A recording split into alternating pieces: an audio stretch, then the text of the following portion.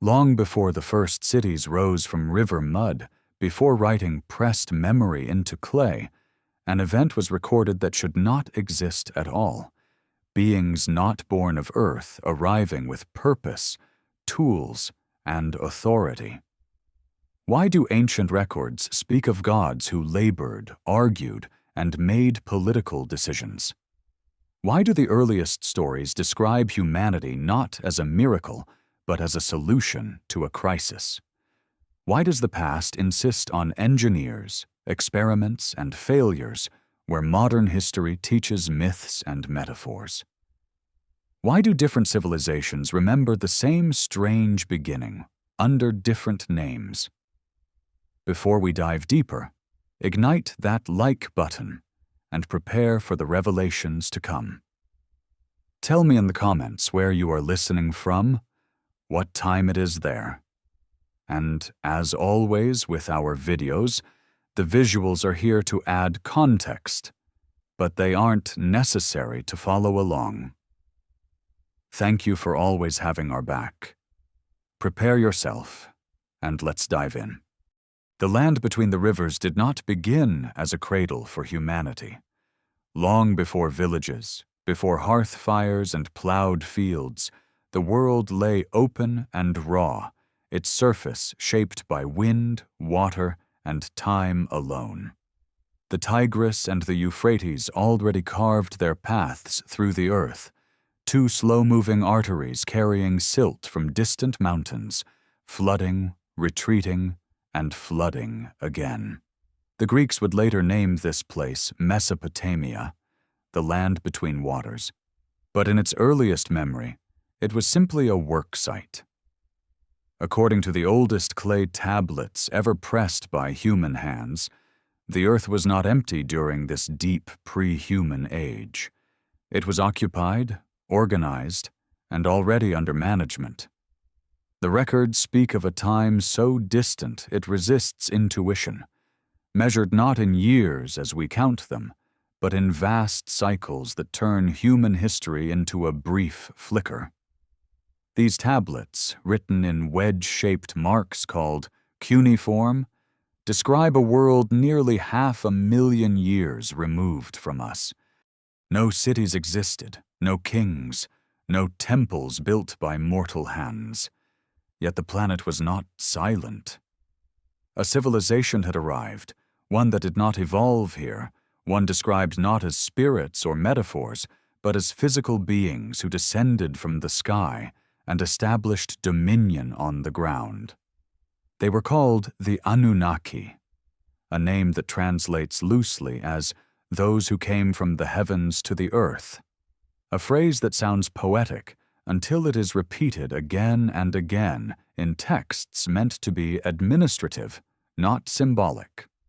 What makes these accounts unsettling is not their drama, but their practicality. The Anunnaki are not portrayed as eternal beings floating in bliss. They are structured, hierarchical, and burdened with responsibility. At the top stood Anu, ruler of the sky, distant and removed, issuing authority from above like a monarch governing a far colony. He did not walk the earth. That task fell to others. Control of the planet itself was divided between two brothers whose rivalry would shape the fate of everything that followed. Enlil was authority made manifest.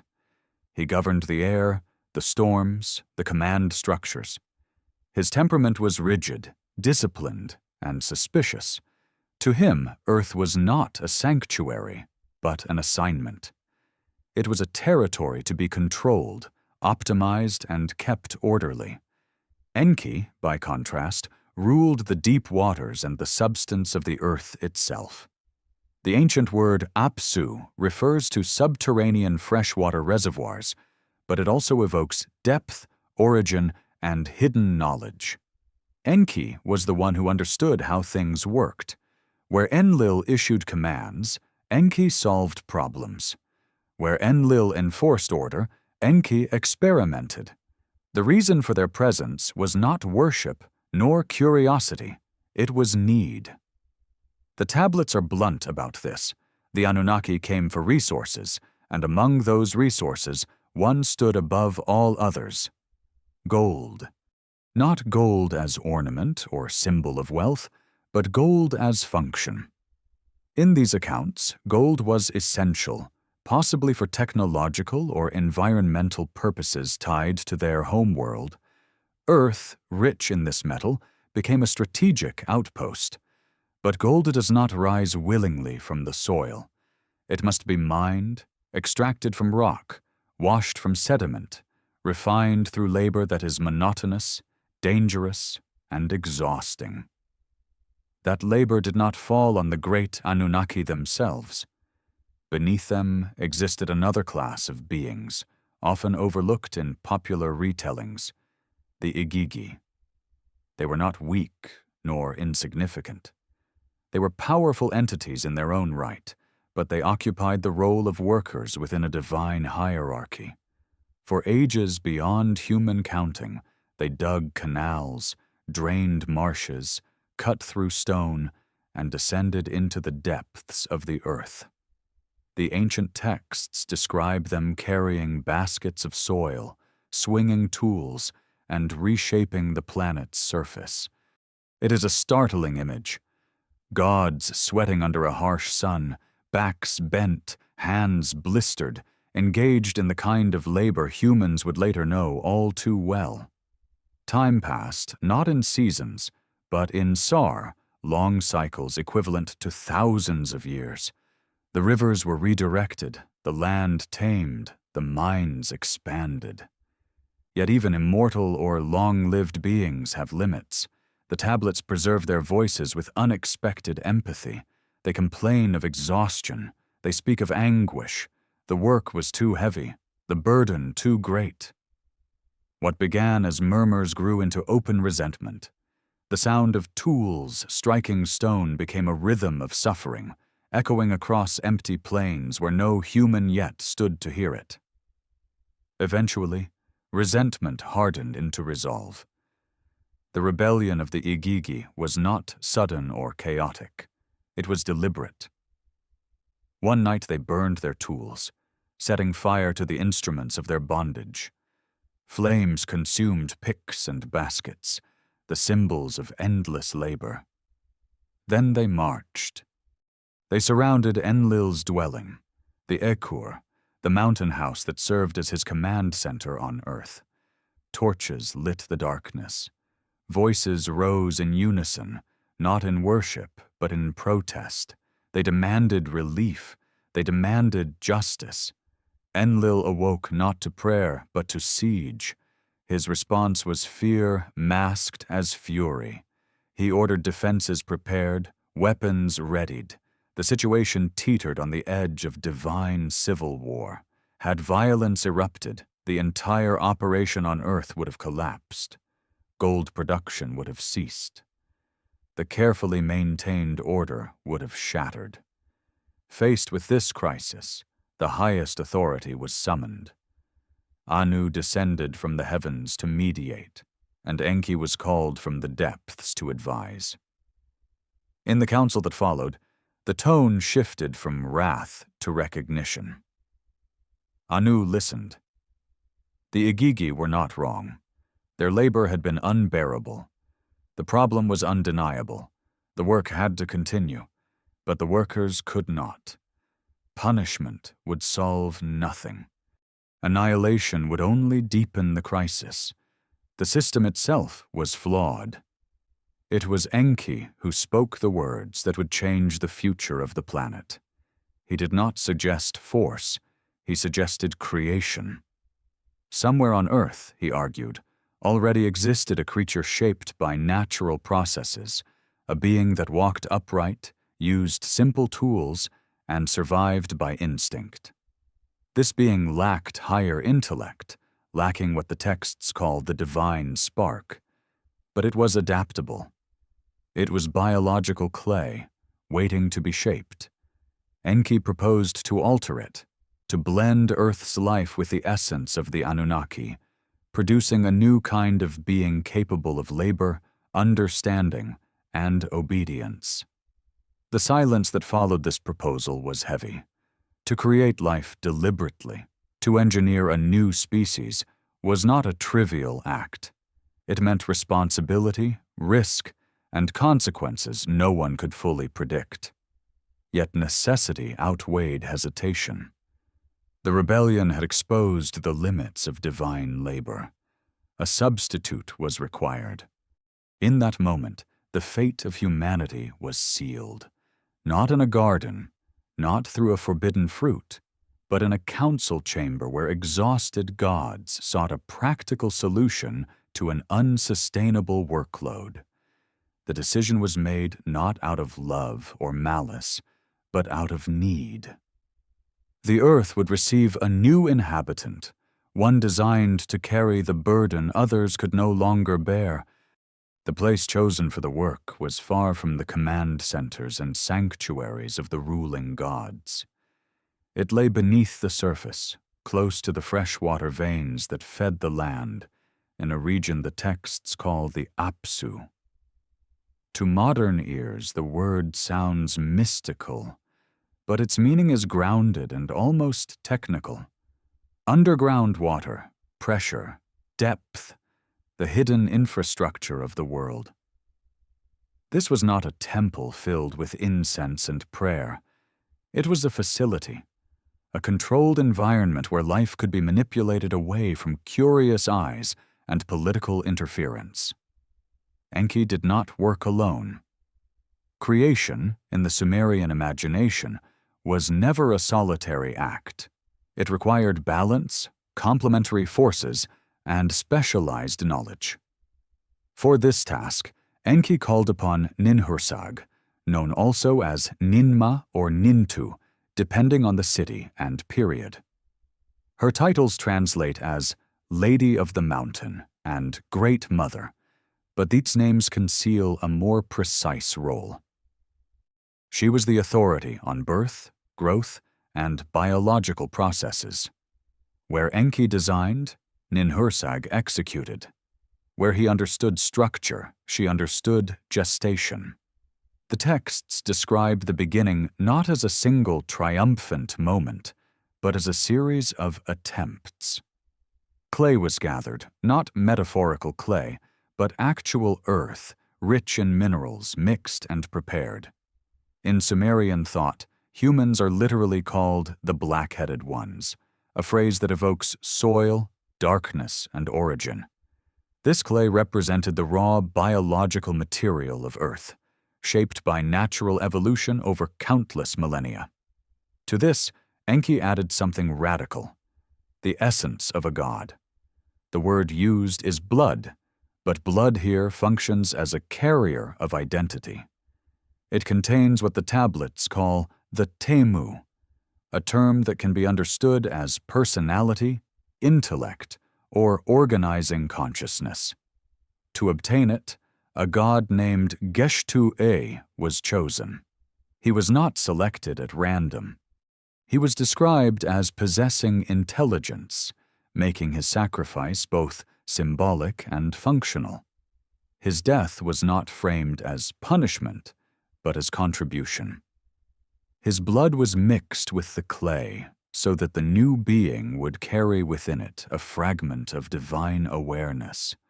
What followed was not instant success. The tablets are unflinching in their honesty.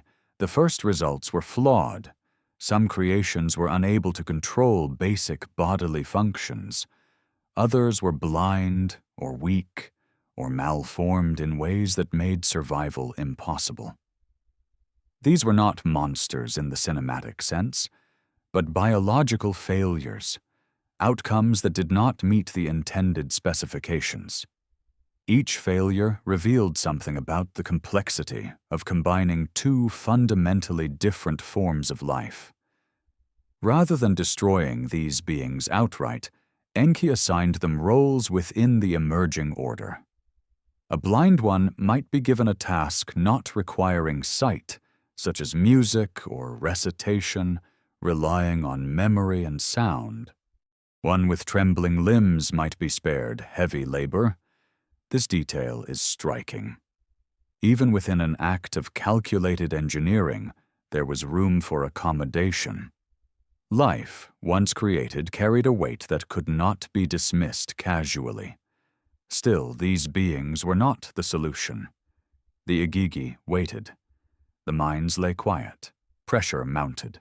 Enki and Enlil refined their process. Proportions were adjusted. The clay was purified further. The divine essence was measured with greater care.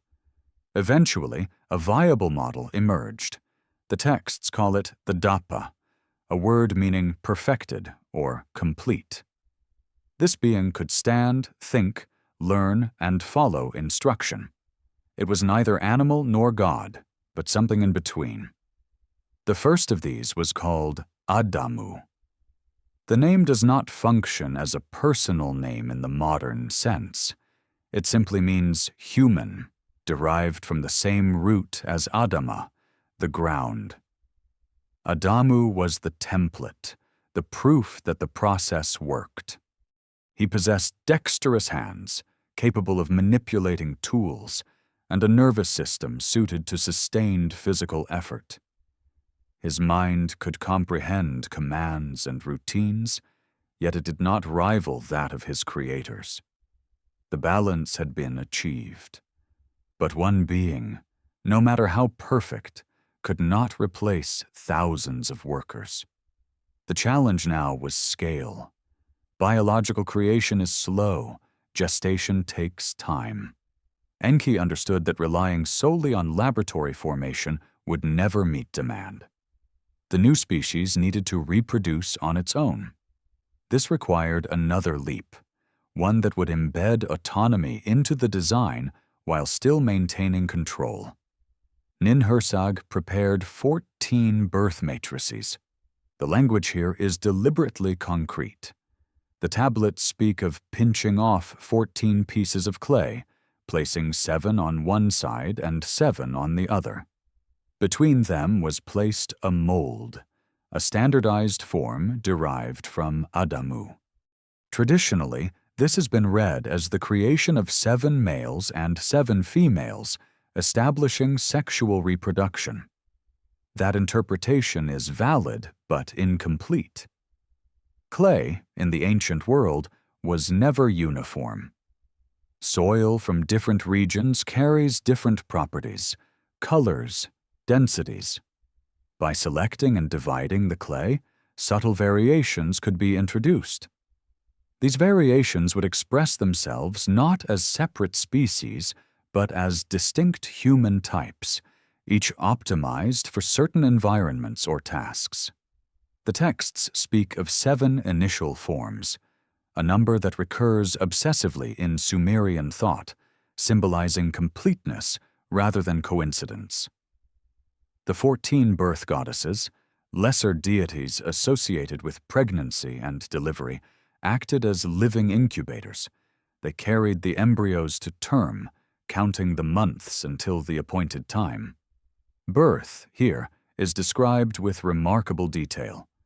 Blood, pain, cries, and exhaustion are present. This was not an abstract process. It was messy, physical, and demanding, even for goddesses. When the first group was born, the earth changed. For the first time, beings walked its surface who were designed, not evolved. They grew quickly, reaching maturity at a pace far faster than their creators. This was intentional. Longevity had been restricted. The Anunnaki lived according to cycles tied to their distant world, experiencing centuries as brief intervals. Humans were given accelerated clocks. They would work, reproduce, and die within spans that kept their numbers renewable and their memories short. This limitation shaped everything that followed. A short life creates urgency. It produces ambition, fear, attachment, and creativity. It also prevents accumulation of power across millennia. A workforce that ages and dies cannot easily challenge its makers. The divine spark within humanity was bright, but its container was fragile. When Enlil inspected the results, his skepticism faded. The humans stood ready. They were strong enough to work, numerous enough to replace the Igigi, and manageable enough to control. The rebelling gods were released from their burden. Their tools lay abandoned. Celebration followed, not for humanity's sake, but because a crisis had been resolved. Humans were deployed immediately. They were sent to fields and canals, to mines and construction sites. They labored where gods no longer would. In exchange, they were fed, housed, and instructed. At first, the system functioned smoothly. The earth entered a new phase, one where its surface was shaped not only by divine will, but by human hands guided from above. Yet something subtle had been introduced into the world along with humanity: unpredictability.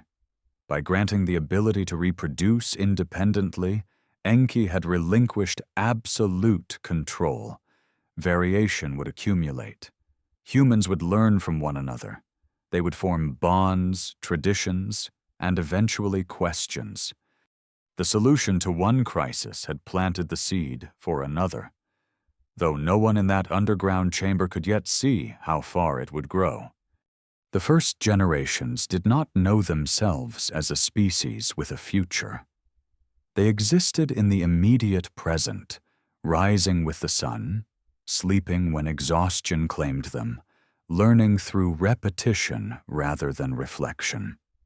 They were placed in the Eden, a word that later cultures would soften into Eden, but its original meaning was not paradise.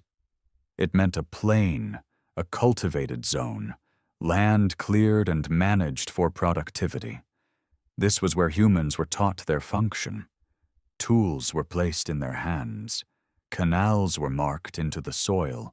Seeds were pressed into wet earth. The rhythms of labor began to shape thought itself. At first, the Anunnaki walked openly among them. Instruction was direct. Commands were given in voice and gesture. The gods were not distant abstractions, but physical presences, taller, longer-lived, and unmistakably authoritative. Humans learned quickly, not because they were inspired, but because survival depended on obedience. Food, shelter, and protection were tied to performance. The arrangement resembled a colony more than a covenant. Over time, specialization emerged.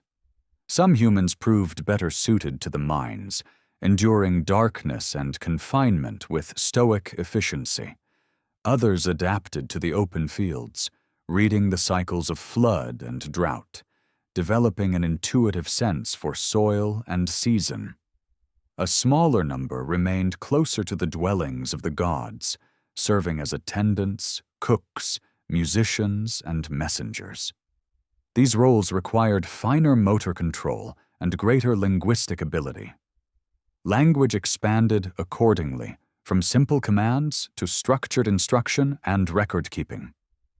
This was not random. The initial variations introduced during creation began to express themselves. Differences in physique, temperament, and aptitude became visible. They were not yet what modern eyes would call races, but functional distinctions rooted in design. The environment reinforced these traits. Those born near the mines grew strong and compact. Those raised near water learned patience and observation. Humanity was diversifying, guided by both intention and circumstance. As humans multiplied, their presence altered the landscape. Fields expanded. Settlements formed around work zones. What began as temporary housing hardened into permanent structures. Mud bricks replaced tents. Paths became roads. Storage required accounting. Counting required symbols. Symbols evolved into marks pressed into clay, the earliest form of writing. This innovation did not arise from abstract curiosity. It was born from administration. Grain had to be measured. Labor had to be tracked. offerings had to be recorded. The Anunnaki provided frameworks. They introduced the me, a concept often mistranslated as laws or powers. In reality, the me were more like packages of knowledge or operational protocols. One governed metalworking, another music, another kingship, another justice.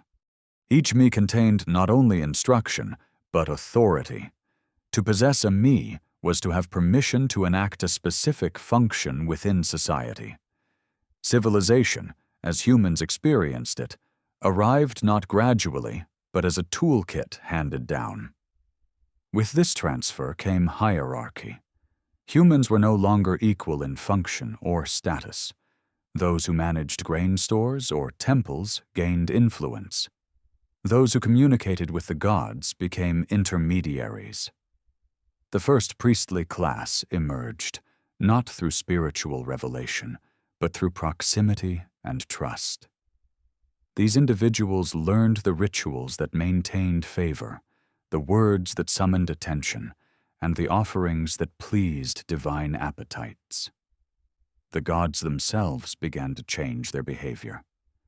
As human numbers increased, direct supervision became inefficient. The Anunnaki withdrew from daily oversight, delegating authority to chosen humans. Kingship emerged as a solution. A single human, elevated and sanctioned, could manage many. The Sumerian king list later described this transition with a simple phrase, "when kingship descended from heaven." This did not mean that humans invented authority. It meant authority was granted, transferred, installed. These early kings ruled for spans that defy modern belief. Tens of thousands of years are attributed to their reigns. This is often dismissed as myth or symbolic exaggeration, but within the internal logic of the texts, it reflects hybridity. These rulers were not fully human as later generations would be. They were closer to the original design, possibly reinforced with divine lineage, allowing for extended lifespans. They acted as stabilizers, bridging the gap between gods and workers. Under their rule, cities took shape. Eridu rose near the waters, dedicated to Enki, functioning as a center of knowledge and ritual. Bad Tibira specialized in metallurgy, its furnaces glowing night and day. Larak and Sipar served as nodes of administration and justice, aligned with celestial observation. Shuruppak became known for healing and medicine. These were not random settlements. They were components in a network, each fulfilling a role in the maintenance of the colony. Humans flourished within this structure. They learned music, crafting instruments that mirrored the mathematical ratios of the heavens. They learned to read the sky, tracking movements of celestial bodies with an accuracy that would not be surpassed for millennia. They told stories, not yet as myth, but as memory, preserving accounts of arrival, instruction, and service. The gods were still present, but less visible. Their voices were heard through dreams, omens, and appointed representatives. With growth came noise. In the Atrahasis epic, noise is not merely sound, it is disturbance, complexity, unpredictability. Human populations expanded beyond initial projections. Settlements crowded, conflicts arose. Desire, jealousy, ambition, and grief spread through communities. The emotional range introduced by the divine spark intensified experience. Humans did not simply work, they loved, fought, and mourned. This emotional density radiated upward, a constant vibration that reached the dwellings of the gods. Enlil felt it most acutely. Order was his domain, and disorder offended him. The humans, once quiet and compliant, had become restless. Their cities buzzed day and night. Their prayers multiplied. Their presence pressed against the boundaries set for them. What had begun as a controlled solution now appeared as a swelling problem. Enki observed this with mixed feelings. He had anticipated complexity. Life, once given autonomy, resists containment. Humans were doing exactly what their design allowed. They were adapting, improvising, exceeding expectations. To Enki, this was success. To Enlil, it was failure. Tension grew within the divine hierarchy. Discussions shifted from management to mitigation. How could the population be controlled without destroying the workforce?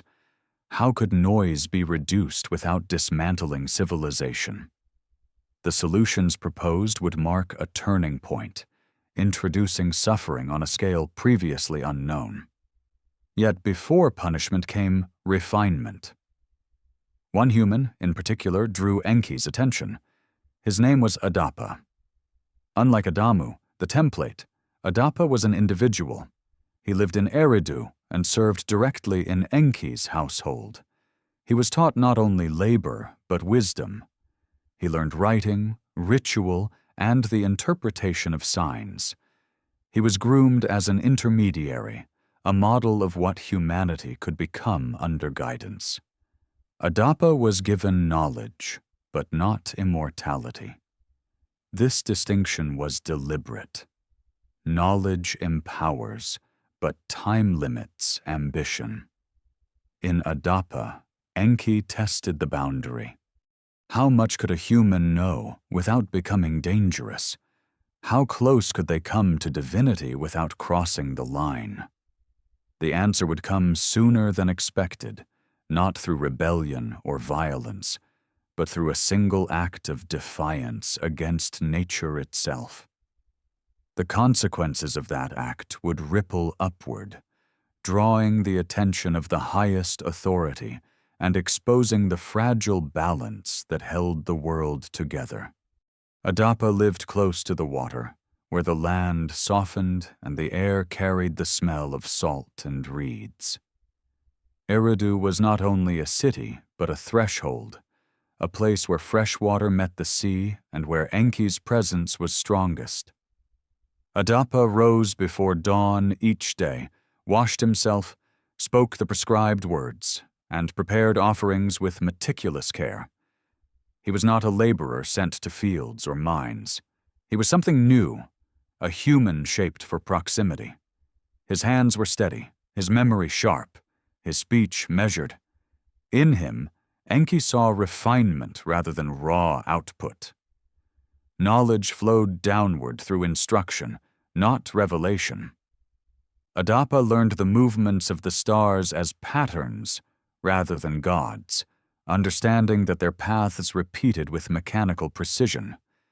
He learned writing not as art, but as compression, the ability to trap meaning inside marks.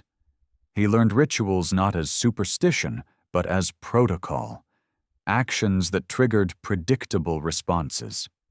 Each lesson expanded his mind while reinforcing an invisible boundary. He could understand much, but not everything. That limit was never spoken aloud, yet it shaped every exchange. One day, as Adapa sailed out to gather fish for Enki's table, the balance broke. The southern wind rose suddenly, violent and erratic, churning the water and overturning his boat. He was thrown into the sea, humiliated and furious. This was not a gentle force of nature, but a destructive one. And in that moment, Adapa did something unprecedented. He did not plead, he did not endure. He spoke words Enki had taught him, words of command rather than prayer. He cursed the south wind, declaring that its wing would be broken. The wind ceased. For 7 days the air stood still. No breeze moved across land or sea. Heat accumulated. The atmosphere stagnated. This absence was noticed immediately in the heavens. Anu, ruler of the sky, perceived the disruption as one might notice a machine malfunction. A system that had run reliably for ages had been interfered with. Inquiry followed. The source was traced quickly. A human had acted beyond design. Anu ordered Adapa brought before him. The journey was not described as symbolic ascent. It was mechanical, abrupt, and disorienting. Adapa was taken from Earth into the realm above, passing through gates guarded by beings whose names carried meanings of endurance and truth. His arrival caused surprise, not hostility. He was examined with curiosity, like a prototype performing unexpectedly well. Before Adapa departed, Enki gave instructions. His tone was careful, layered. He warned that Anu might offer food and drink meant to destroy him. Adapa was told to refuse. He was told to accept garments and oil, signs of favor but not transformation. Adapa listened and obeyed, trusting the source of all he knew. When Adapa stood before Anu, the ruler of the sky did not rage. He listened. He understood the provocation and found it justified. A human who could break the wing of a wind was not an error. He was an achievement. Anu decided to reward him, not with punishment, but with completion. He ordered the bread of life brought forth, followed by the water of life. These were not metaphors. They were sustenance that altered the fundamental condition of the being who consumed them. Adapa refused. He declined both offerings calmly, precisely as instructed. Confusion spread through the court. Anu realized what had occurred. Enki had not protected his creation from harm. He had protected the hierarchy. Immortality would have elevated Adapa beyond his assigned place. Knowledge without death was unacceptable. Adapa was sent back to Earth unchanged in lifespan, but irrevocably altered in awareness. He returned with wisdom and authority, but also with limitation reinforced. Humanity would know enough to question, but not enough to escape mortality. This was not a punishment for disobedience. It was a containment strategy. From that point forward, the relationship between gods and humans shifted. Distance increased. Direct interaction diminished. Instructions came through dreams, intermediaries, and institutions. The age of walking gods faded. Humans were left to manage themselves within constraints set long before their births. Population continued to rise. Cities expanded. Human noise intensified, not only in sound, but in consequence. Enlil's irritation hardened into resolve. Subtle corrections had failed. He argued that reduction was necessary. The first attempt came quietly. Disease spread among humans, invisible and efficient. Bodies weakened. Fever burned through settlements. Fear replaced productivity. Enki intervened discreetly. He communicated through walls, through dreams, through indirect instruction. A man named Atrahasis was guided to redirect worship toward the deity associated with the plague, overwhelming it with offerings until it withdrew. Humanity survived. The noise returned.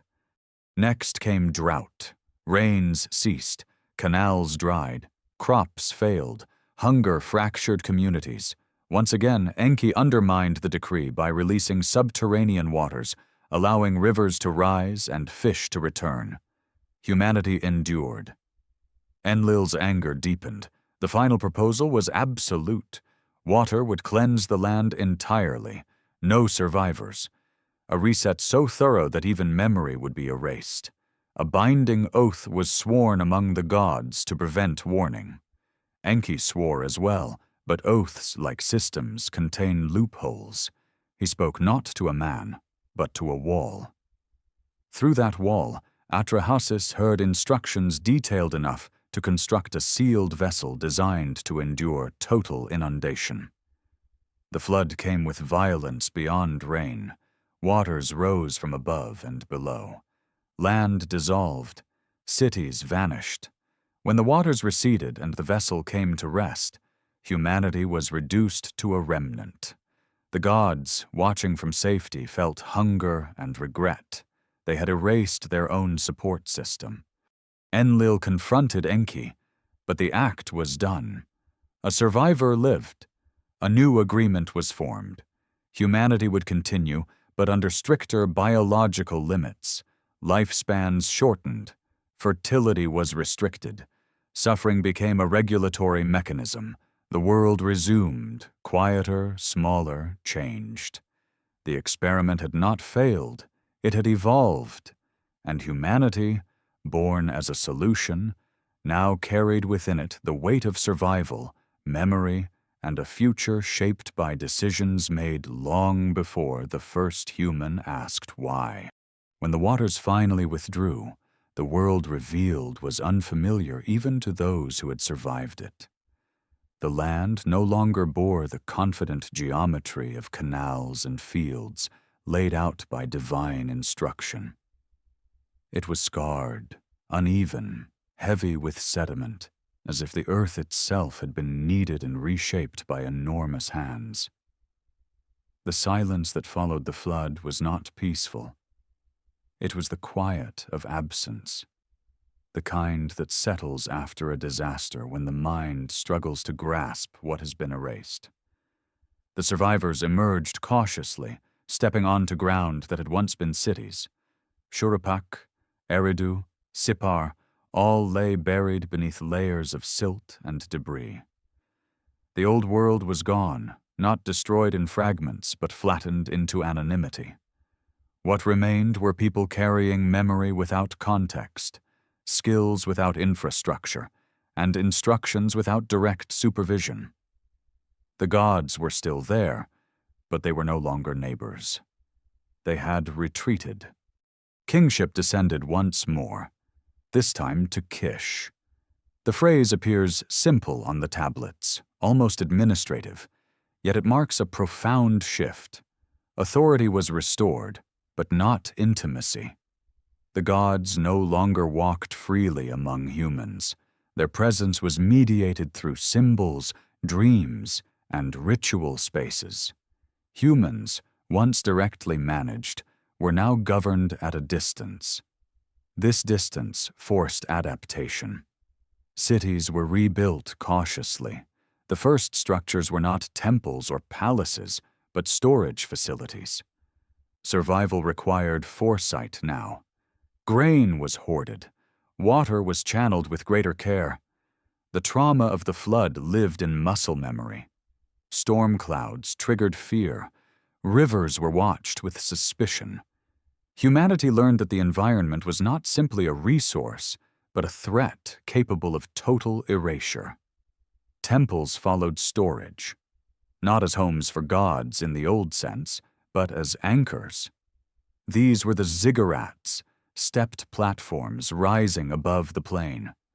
Their design was practical as much as symbolic. Elevated spaces protected against floods, provided visibility, and served as points of communication between earth and sky. To later generations, they would appear as religious monuments, but to their builders they were interfaces, structured attempts to re-establish contact. Ritual intensified. Offerings became regular and precise. The gods had demonstrated their capacity for destruction, and humans responded with caution. Worship shifted from celebration to appeasement. Sacrifice was no longer optional. It was insurance. The smell of burning offerings carried upward, signaling continuity. The gods, still dependent on human provision, gathered to it. Enlil's authority remained dominant. His displeasure had reshaped the world, and his conditions governed its continuation. Human lifespan was now shorter, deliberately constrained. The long-lived kings of the previous age were gone. Memory fragmented across generations. Knowledge survived only if taught repeatedly. This limitation slowed accumulation of power. No human ruler could reign long enough to rival divine authority.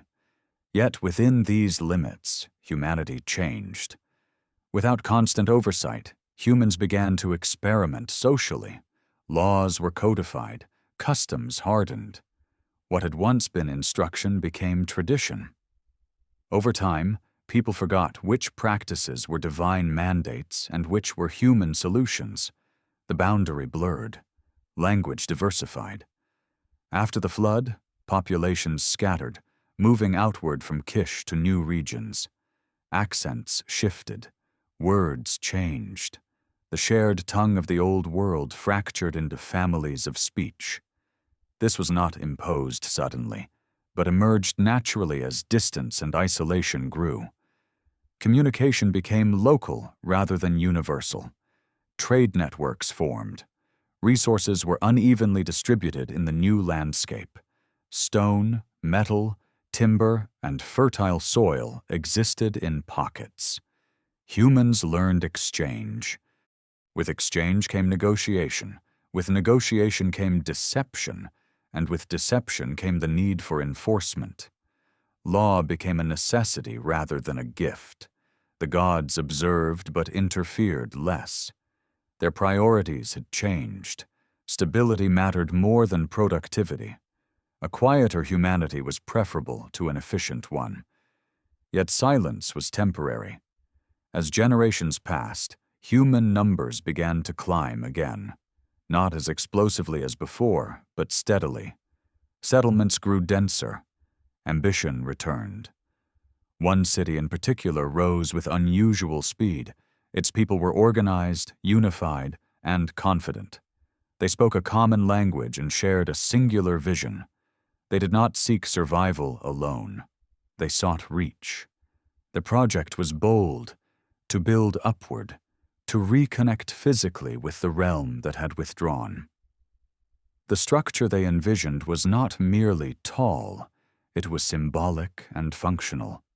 A tower whose summit would pierce the heavens, allowing humanity to approach the gods on its own terms. This was not rebellion born of hatred, but of memory. Humanity remembered a time when gods walked among them. The tower was an attempt to restore that proximity without waiting for permission. From a divine perspective, this was alarming. Unity among humans had been dangerous before.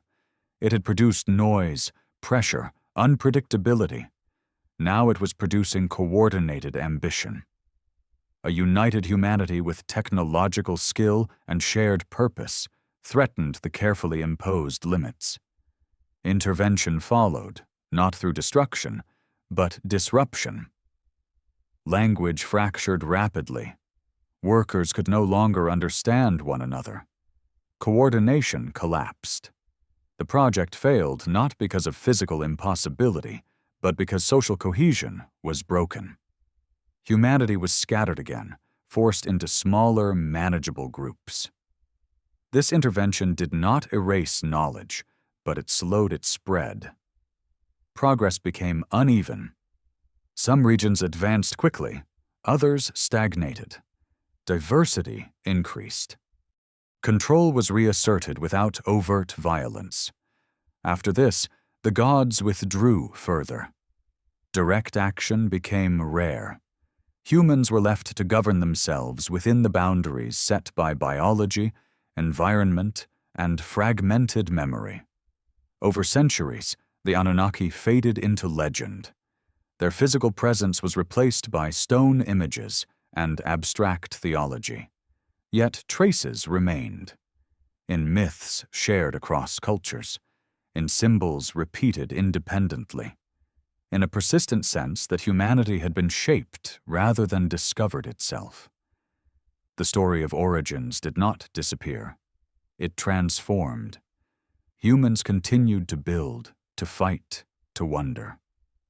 They looked at the sky with familiarity rather than fear. Something in them recognized it not as distant, but as once close. That recognition fueled both aspiration and anxiety. The post-flood world was not a new beginning. It was a constrained continuation. Humanity survived, but within a narrower channel. Its creators remained, watching from a distance, intervening only when balance threatened to collapse again. And so the experiment continued, quieter, slower, but no less profound. A species born to work had learned to remember, to imagine, and to reach upward once more, carrying within it the echo of a past that refused to stay buried. Time moved differently after the scattering. Without a single center anchoring language and authority, human history unfolded in parallel streams rather than a unified current. Memories of the gods diverged, reshaped by distance, climate, and necessity. In some regions, the Anunnaki remained towering figures, remembered as rulers who once walked openly among mortals. In others, they softened into abstractions, forces of nature given names and personalities to make the world intelligible. Yet beneath these variations, a shared structure persisted, an underlying pattern too consistent to be coincidence. Humans continued to build temples, but their function subtly shifted. Where earlier sanctuaries had been administrative hubs linked to living gods, later temples became symbolic centers, places where ritual substituted for presence. Priests no longer received direct instruction. They interpreted signs. Dreams, eclipses, unusual births, and natural disasters were read as messages, fragments of a dialogue that had grown faint. Authority now rested as much on interpretation as on inheritance. This transition produced tension. Without direct oversight, human institutions gained autonomy. Kings claimed divine favor but exercised independent judgment. Laws reflected local needs rather than universal mandates. Justice became negotiable. Power consolidated in families and dynasties. The memory of divine punishment, especially the flood, lingered as a warning, but its immediacy faded with each generation. The gods, observing this shift, faced a dilemma. Total withdrawal risked chaos. Constant intervention risked repetition of past failures. The solution was subtle calibration. Instead of shaping events directly, influence was exerted through limitation. Human biology, already constrained, became the primary control mechanism. Lifespans remained short. Disease persisted. Mortality reminded humanity of its place without the need for thunder or fire. At the same time, select individuals continued to receive knowledge beyond the ordinary. These were not kings alone, but artisans, healers, astronomers. In different lands, they were called sages, seers, or wise ones. They possessed fragments of understanding that felt older than their cultures. How to measure the year, how to alloy metals, how to align structures with the sky. These insights appeared sporadically, not as continuous transmission, but as sparks, igniting progress without allowing it to burn uncontrollably. Writing spread and diversified. What began as accounting evolved into narrative. Humans started recording not just transactions, but stories. These stories preserved distorted memories of creation, rebellion, destruction, and survival. Gods became heroes. Machines became miracles. Engineering became magic. The technical language of the past transformed into metaphor, accessible but imprecise. As civilizations rose and fell, each believed itself unique, chosen, central. Yet their myths echoed one another with uncanny precision. A great flood, beings from the sky, a time when humans lived longer and closer to the divine, a fall from favor. These were not isolated inventions. They were inherited memories refracted through culture. Conflict emerged as populations pressed against ecological limits. War became a recurring feature of human life. Unlike natural disasters, war was self-generated noise, a product of ambition and fear. The gods rarely intervened. From their perspective, conflict served as another regulating force. It reduced numbers, redistributed power, and slowed development. Still, humanity advanced. Tools improved, agriculture intensified, cities grew taller, ships crossed seas once thought impassable. The human mind, constrained in lifespan but rich in imagination, compensated with collaboration. Knowledge was stored externally, in libraries, monuments, and tradition. Civilization became a distributed memory system, resilient to individual death. At moments of crisis, when imbalance threatened to cascade, divine intervention resurfaced briefly. A warning dream to a king, a sudden collapse of an empire grown too arrogant. These events were interpreted as acts of gods, but they functioned more like corrections, adjustments applied to keep the experiment within acceptable parameters. Over time, the Anunnaki themselves became less unified. Their internal hierarchies shifted. Some withdrew entirely. Others integrated into local pantheons, losing distinct identities. Enki, once the architect of humanity, became associated with wisdom and water in many cultures. Enlil transformed into storm gods or sky fathers. Anu faded into the concept of heaven itself. Names changed. Functions persisted. Humans, unaware of these internal divine changes, continued their own trajectory. Philosophy emerged as a substitute for lost instruction. Thinkers asked not who created the world, but why it existed. Ethics replaced obedience. Inquiry replaced ritual. This was both liberation and risk. Questioning authority had once been confined to gods. Now humans questioned one another and, eventually, the heavens. Despite this, an unease remained, a sense of incompleteness. Humans felt capable of more than their condition allowed. Their minds grasped infinity while their bodies decayed. This tension fueled art, religion, and science alike. It also preserved the core truth of their origin.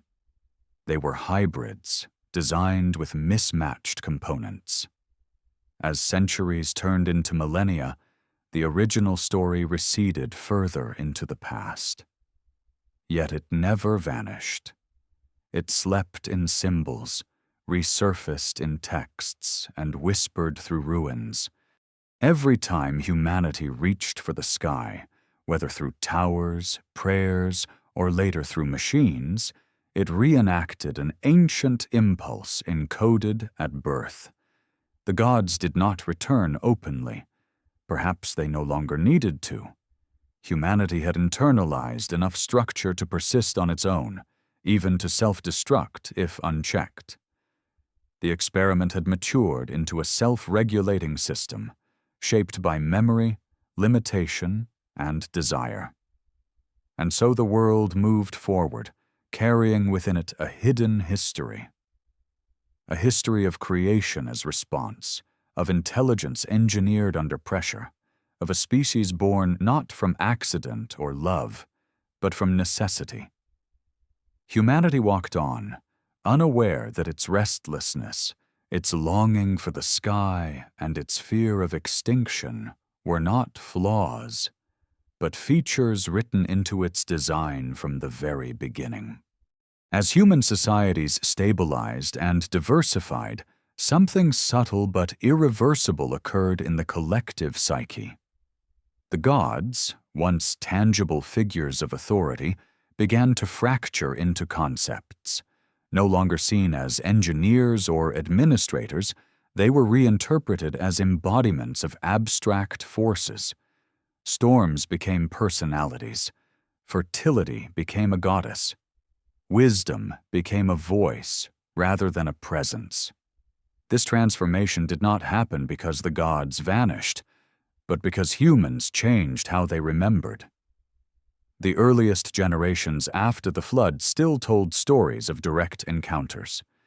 These accounts were concrete, describing voices, instructions, and physical consequences. Over time, those stories lost specificity. Details blurred. The mechanical became mystical. What had once been understood as function was retold as miracle. The Anunnaki, once rulers in a visible hierarchy, dissolved into pantheons shaped by geography and culture. This reinterpretation served a psychological purpose. Distance from creators demanded explanation. Humans needed meaning where access was denied. Myth filled the gap left by absence. Rituals preserved structure. Sacrifice maintained the illusion of dialogue. In this way, religion emerged not as deception, but as adaptation, a system that allowed humans to live with incomplete knowledge without paralysis. Yet beneath the layers of symbolism, practical knowledge endured. Astronomy remained precise. Calendars tracked cycles with astonishing accuracy. These were not the products of superstition, but of inherited frameworks refined through observation. Humans no longer remembered why the sky mattered so much, but they continued to measure it. The heavens were both mystery and mechanism. Power structures followed a similar path. Kings no longer claimed to be appointed directly by living gods, but they still traced legitimacy to divine ancestry or favor. Bloodlines mattered. Lineage was authority made biological.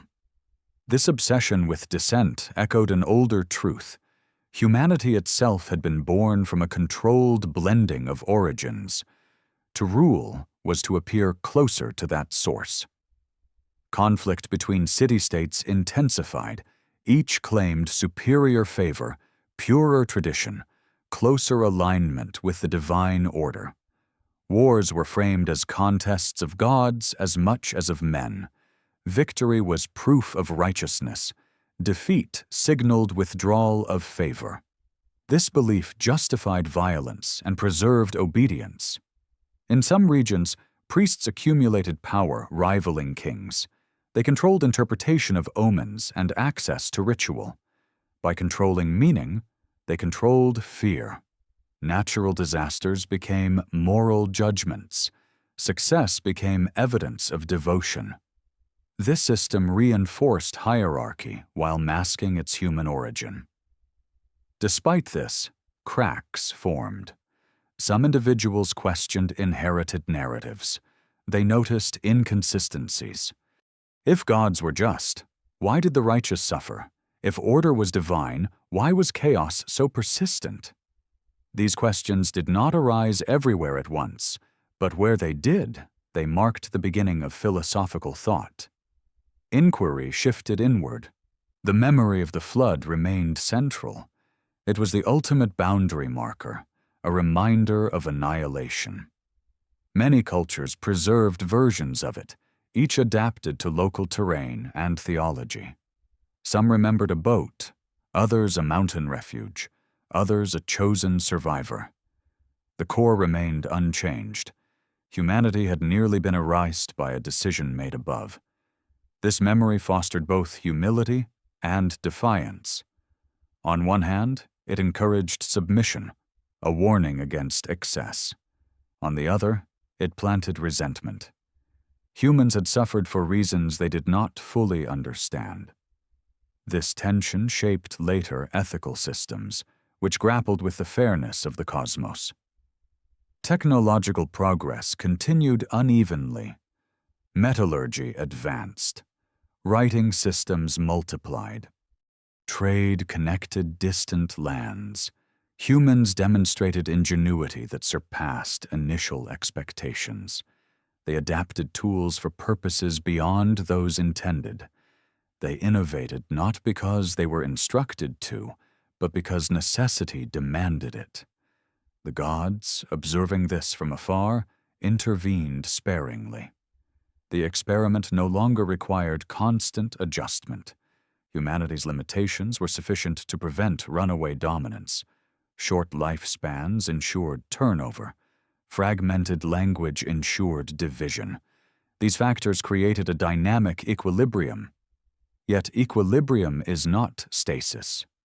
Over long stretches of time, human cultures accumulated enough momentum to challenge their own myths. As stories were retold, some lost their authority. New interpretations emerged. Gods merged. Others disappeared. The pantheon thinned. In this thinning, traces of the original story became harder to detect, but more powerful when found. Certain symbols persisted with stubborn consistency. The serpent, associated with knowledge and renewal, the mountain as a meeting place between realms, the tree linking earth and sky. These were not arbitrary. They echoed environments and functions from humanity's earliest days. Art became a repository for forbidden memory. Carvings depicted winged beings. Reliefs showed figures descending from above. These were dismissed as stylized imagination, yet they repeated with precision across regions that had no direct contact. Memory traveled silently. Humans also began to look inward for divinity. If the gods were distant, perhaps their essence resided within. This idea did not contradict the original design. Humanity had always carried a fragment of divine essence. Recognizing it internally was a logical evolution. Spiritual practices shifted from appeasement to introspection. This shift reduced fear, but increased responsibility. If morality was internal rather than imposed, humans had to choose. Choice introduced uncertainty. Without clear external command, societies fractured along ethical lines. Law and philosophy attempted to fill the gap once occupied by divine decree. Throughout these changes, one impulse remained constant: the desire to reconnect. Whether through prayer, ritual, architecture, or later through instruments and calculation, humans sought to bridge the gap between themselves and the sky. This was not nostalgia alone. It was design resurfacing. The gods had retreated, but the blueprint remained active. Humanity continued to reach upward, not knowing that this impulse had been written into it from the beginning, as a byproduct of a solution forged in crisis. The noise that once troubled the heavens had evolved. It was no longer the clamor of laborers or the chaos of unchecked growth. It was the quiet, persistent hum of a species trying to remember where it came from and why it had been made. As centuries folded into one another, the memory of origin did not disappear. It fossilized. What had once been lived experience hardened into narrative, then doctrine, then symbolism. Humanity carried its beginnings like a scar beneath clothing, rarely seen but always present. The gods were no longer neighbors or overseers. They had become distant constants, invoked but unreachable. Yet the systems built under their direction continued to function, long after their architects had stepped away. Cities rose again to sizes that would have alarmed Enlil in an earlier age. Walls thickened, streets crowded. The noise returned, but it was different now. It was not the sound of unchecked reproduction alone, but of commerce, argument, and ambition. Humanity had learned to amplify itself. Markets replaced temples as centers of daily life. Coins replaced offerings. Value shifted from divine favor to human agreement. Kings adapted.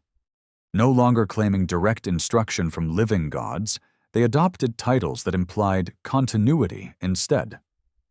son of the sun, chosen of heaven. These phrases maintained authority while acknowledging distance. Power was still justified cosmically, but exercised pragmatically. Bureaucracy expanded. Record-keeping became obsessive. Control required information. With administration came standardization. Weights, measures, calendars. These systems created predictability, allowing empires to extend across vast territories. Humanity began to think in abstractions, managing resources and people through symbols rather than direct interaction. This abstraction mirrored the earlier withdrawal of the gods. Both replaced presence with representation. Religion adapted in parallel. Where early worship focused on survival and appeasement, later forms emphasized morality and identity. Gods became guardians of cities, patrons of professions, arbiters of justice. Ethical codes emerged, claiming divine origin but shaped by social need. These codes stabilized communities, reducing internal conflict and preserving labor. Yet beneath this surface order, the old tension remained. Humans sensed a ceiling they could not see but constantly pressed against. Their myths spoke of a golden age, of ancestors who lived longer and closer to the divine. This longing expressed itself in genealogy, tracing bloodlines back to heroes and demigods. Proximity to origin became prestige. This obsession with ancestry was not arbitrary. It echoed a truth buried deep in human history. The first leaders had indeed been closer to the source. As that closeness faded, humans sought to recreate it symbolically. Ritual purity, royal blood, sacred marriage, all attempted to reclaim a lost advantage. Technological progress accelerated unevenly. In some regions, metallurgy advanced rapidly, producing weapons that altered the balance of power. In others, agriculture intensified, supporting dense populations. These advances created pressure, competition intensified, empires clashed, war became organized, systematic. The gods were invoked constantly in conflict. Victory was attributed to favor, defeat to neglect or punishment. This reinforced belief while absolving human leaders of responsibility. War, like plague and famine, became another mechanism through which populations were regulated, though now largely by human hands. Despite this, moments of extraordinary insight emerged. In isolated pockets, individuals articulated ideas that transcended local tradition. They spoke of unity, of a single underlying order, of principles that governed both heaven and earth. These ideas were not entirely new. They were reinterpretations of a much older framework, stripped of its original context. These thinkers did not claim to speak for gods. They claimed to observe patterns, cause and effect, balance and imbalance. Their authority came not from ritual, but from coherence. This marked a shift in human self-perception. Understanding became as important as obedience. The old gods responded not with punishment, but with silence. Intervention dwindled further. Humanity was being allowed to test its capacity for self-governance. The limits imposed earlier remained, but within them, freedom expanded. This freedom was double-edged. It enabled creativity, but also cruelty. Art flourished. Humans depicted themselves not only as servants or worshippers, but as protagonists. Murals, epics, and statues celebrated human achievement. This was not pure arrogance. It was adaptation. With divine presence reduced, humanity filled the void with itself. Still, echoes of the past surfaced in unexpected ways. Stories of beings who descended from the sky persisted. In some cultures, they arrived in fire. In others, on clouds. These accounts were dismissed by elites as metaphor, yet they resonated with the public. Memory refused to be fully rationalized away.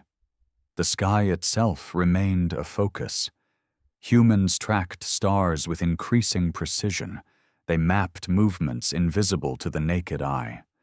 The heavens were no longer just the realm of gods, but a system to be understood.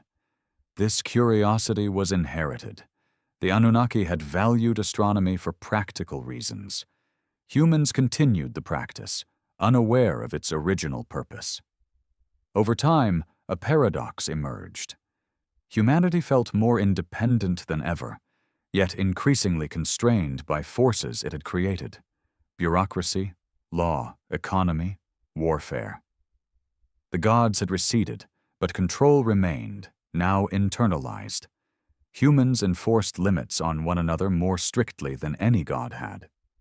This internalization marked a maturation. The experiment had entered a new phase. Humanity no longer needed constant adjustment from above.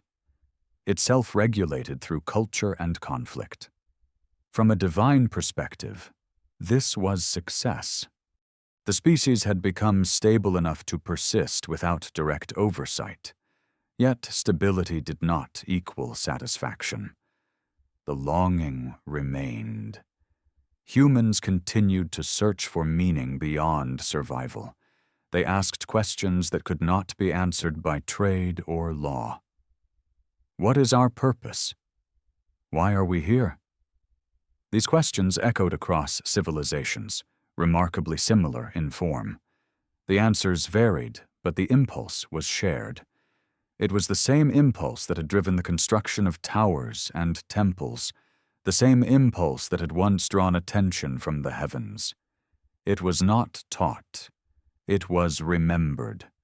Humanity stood now as both product and participant, shaped by forces it barely recalled, operating systems it no longer understood, and carrying within itself a spark that refused to settle. The gods watched, if they watched at all, from a distance that had become permanent. And still, beneath layers of culture and belief, the original design held. A species engineered to work had learned to question. A solution to a labor crisis had become a civilization that would one day look back at the sky not with fear or worship, but with curiosity, preparing once again to reach beyond the boundaries set for it long ago. As humanity pressed forward, the distance between memory and origin widened, but it did not become empty. Instead, it filled with substitutions. Where the gods once provided direction, humans now built systems to simulate it. Law codes replaced divine decree. Councils replaced councils of gods. Written contracts replaced spoken command. Civilization became an echo chamber, repeating structures inherited from an earlier order, even as their source faded from awareness. One of the most profound substitutions occurred in the concept of justice. In the earliest days, right and wrong were determined by proximity to the gods and adherence to instruction. After their withdrawal, justice became formalized. Tablets were inscribed with rules meant to apply universally. These laws claimed divine authority, yet their logic was unmistakably human, focused on property, injury, and hierarchy. Punishment was standardized, not to please the gods, but to stabilize society. This standardization revealed something new. Humans were no longer waiting for correction from above. They were correcting one another. Power flowed horizontally as much as vertically. Authority became negotiable, contested, and defended. Kings still ruled, but they ruled through institutions rather than presence. The divine spark within humanity had begun to organize itself collectively. Religion adapted again, this time becoming more internal. Worship was no longer only about sacrifice and appeasement, but about belief. Faith replaced proximity. This shift allowed religion to survive even as gods became abstract. A god no longer needed to walk among humans to command loyalty. It needed narrative, ritual, and promise. These narratives increasingly emphasized morality over obedience. Stories taught compassion, restraint, and responsibility. This was not accidental. A society regulated only by fear is unstable. Moral frameworks encouraged self-regulation, reducing the need for external enforcement. Humanity was learning to carry the burden of order internally. Yet this internalization also intensified conflict. Different moral systems clashed. Competing interpretations of divine will justified war, conquest, and exclusion. Humans fought not only for resources, but for meaning. Ideology became a weapon as powerful as any blade.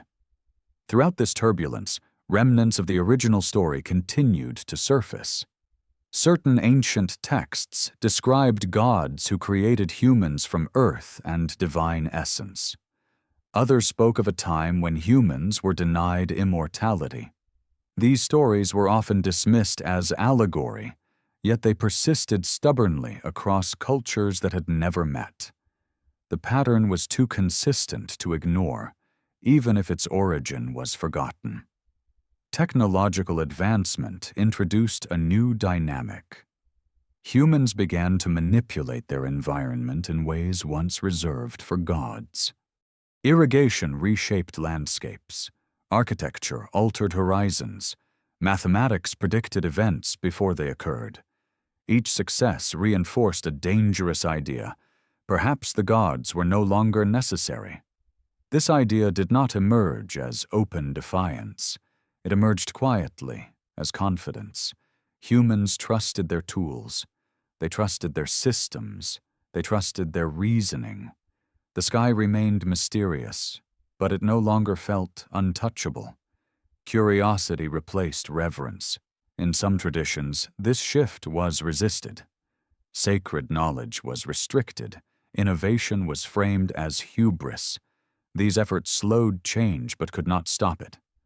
Once a species begins to understand cause and effect, it cannot unlearn it. Knowledge, once unlocked, spreads. The gods, if they still observed, did not intervene. Perhaps they no longer needed to. Humanity's limitations were sufficient. Short lifespans ensured turnover. Cultural fragmentation prevented unified action. The species remained dynamic but contained. Still, the longing for transcendence persisted.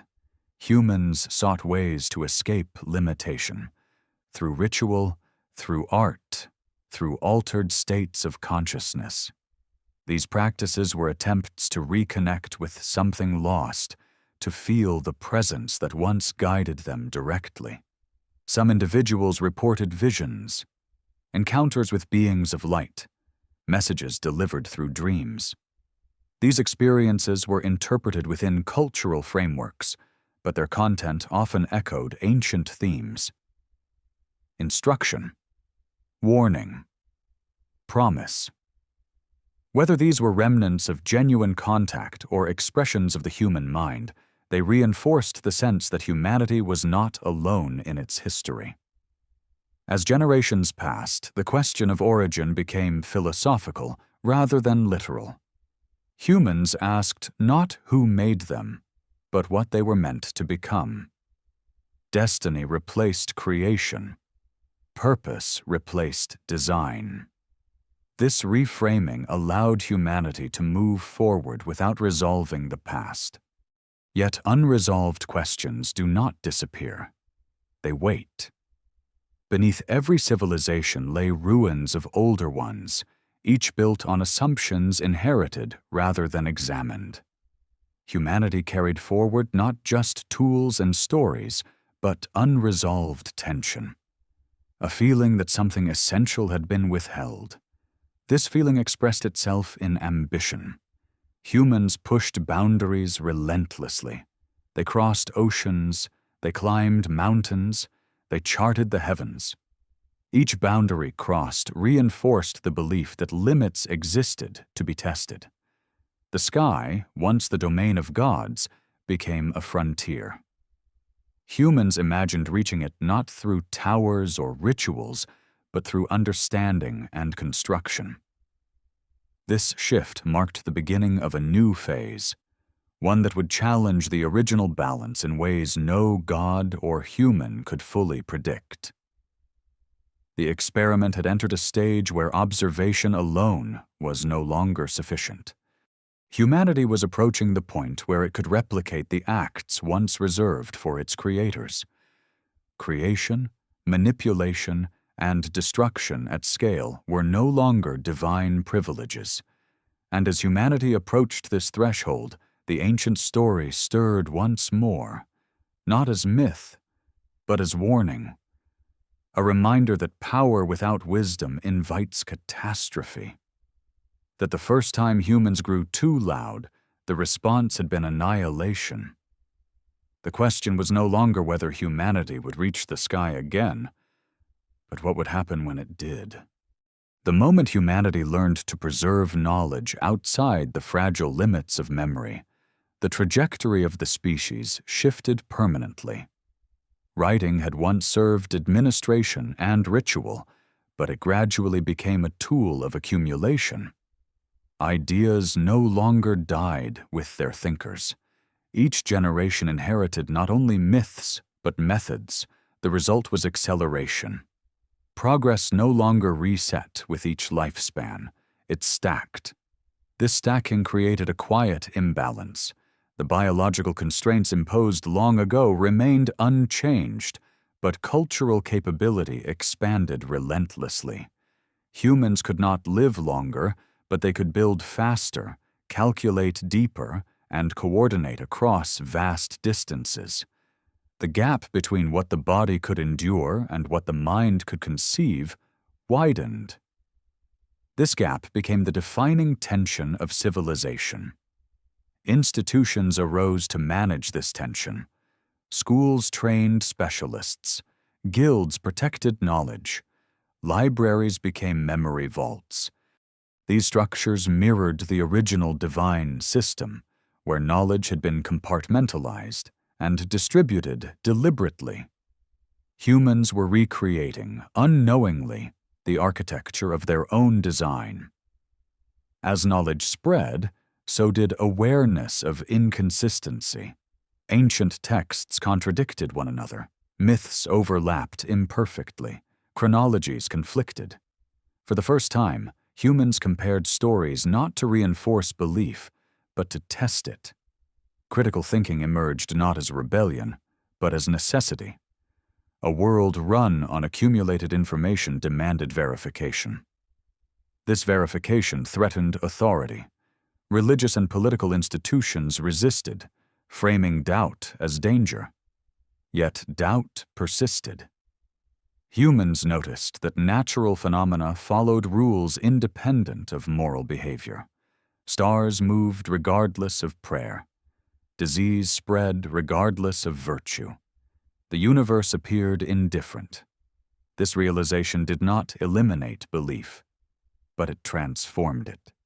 Gods were no longer blamed for every disaster. Responsibility shifted toward natural causes and human decisions. This shift was subtle, uneven, but irreversible. Humanity began to see itself as an actor rather than a subject. Technology amplified this self-perception. Tools extended human reach. Lenses revealed worlds within and beyond. Mathematics predicted events before they occurred. Each success reduced reliance on explanation through myth. The sky, once a realm of personalities, became a system. Yet this system retained mystery. Humans could describe motion but not origin. They could manipulate energy but not fully understand its nature. The deeper they probed, the more questions multiplied. Curiosity did not satisfy. It expanded. The gods, if they remained, were now deeply hidden. Direct intervention would have shattered the emerging framework of understanding. Humanity needed to confront its own limits without rescue. The experiment had reached adolescence. Conflict intensified in new forms, not only between nations, but between worldviews. Tradition versus innovation.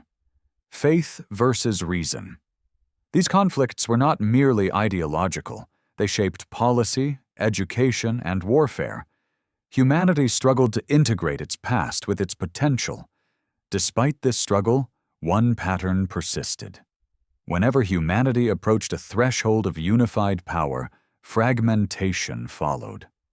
Alliances broke, languages diverged, ideologies split. This pattern prevented total consolidation. Whether by design or chance, it maintained balance. Memory of the original gods faded further, yet their influence lingered structurally. Hierarchy, delegation, specialization.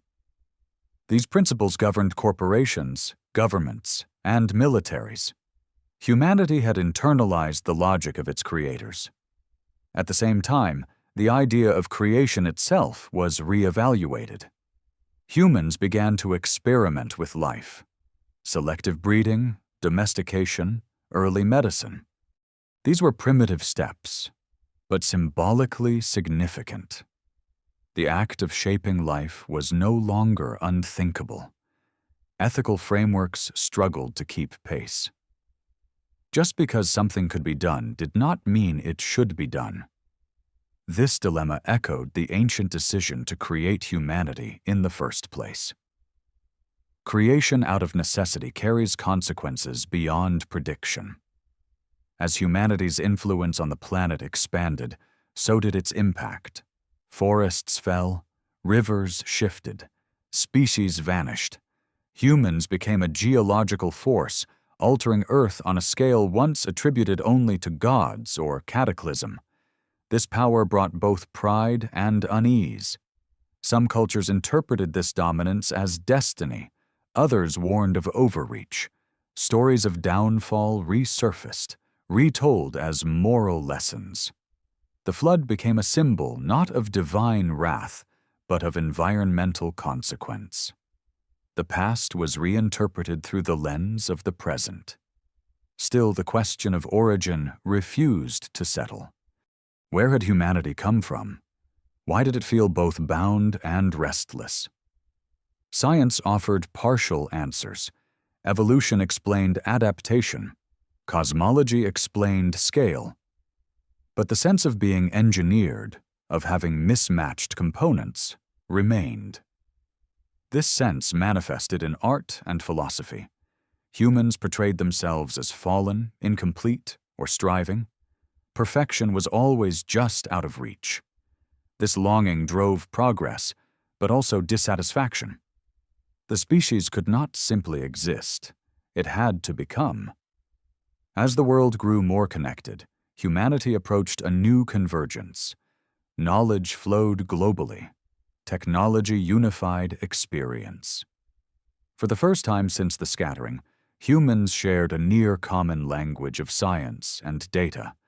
The conditions that once alarmed the gods were re-emerging, not through population alone, but through coordination.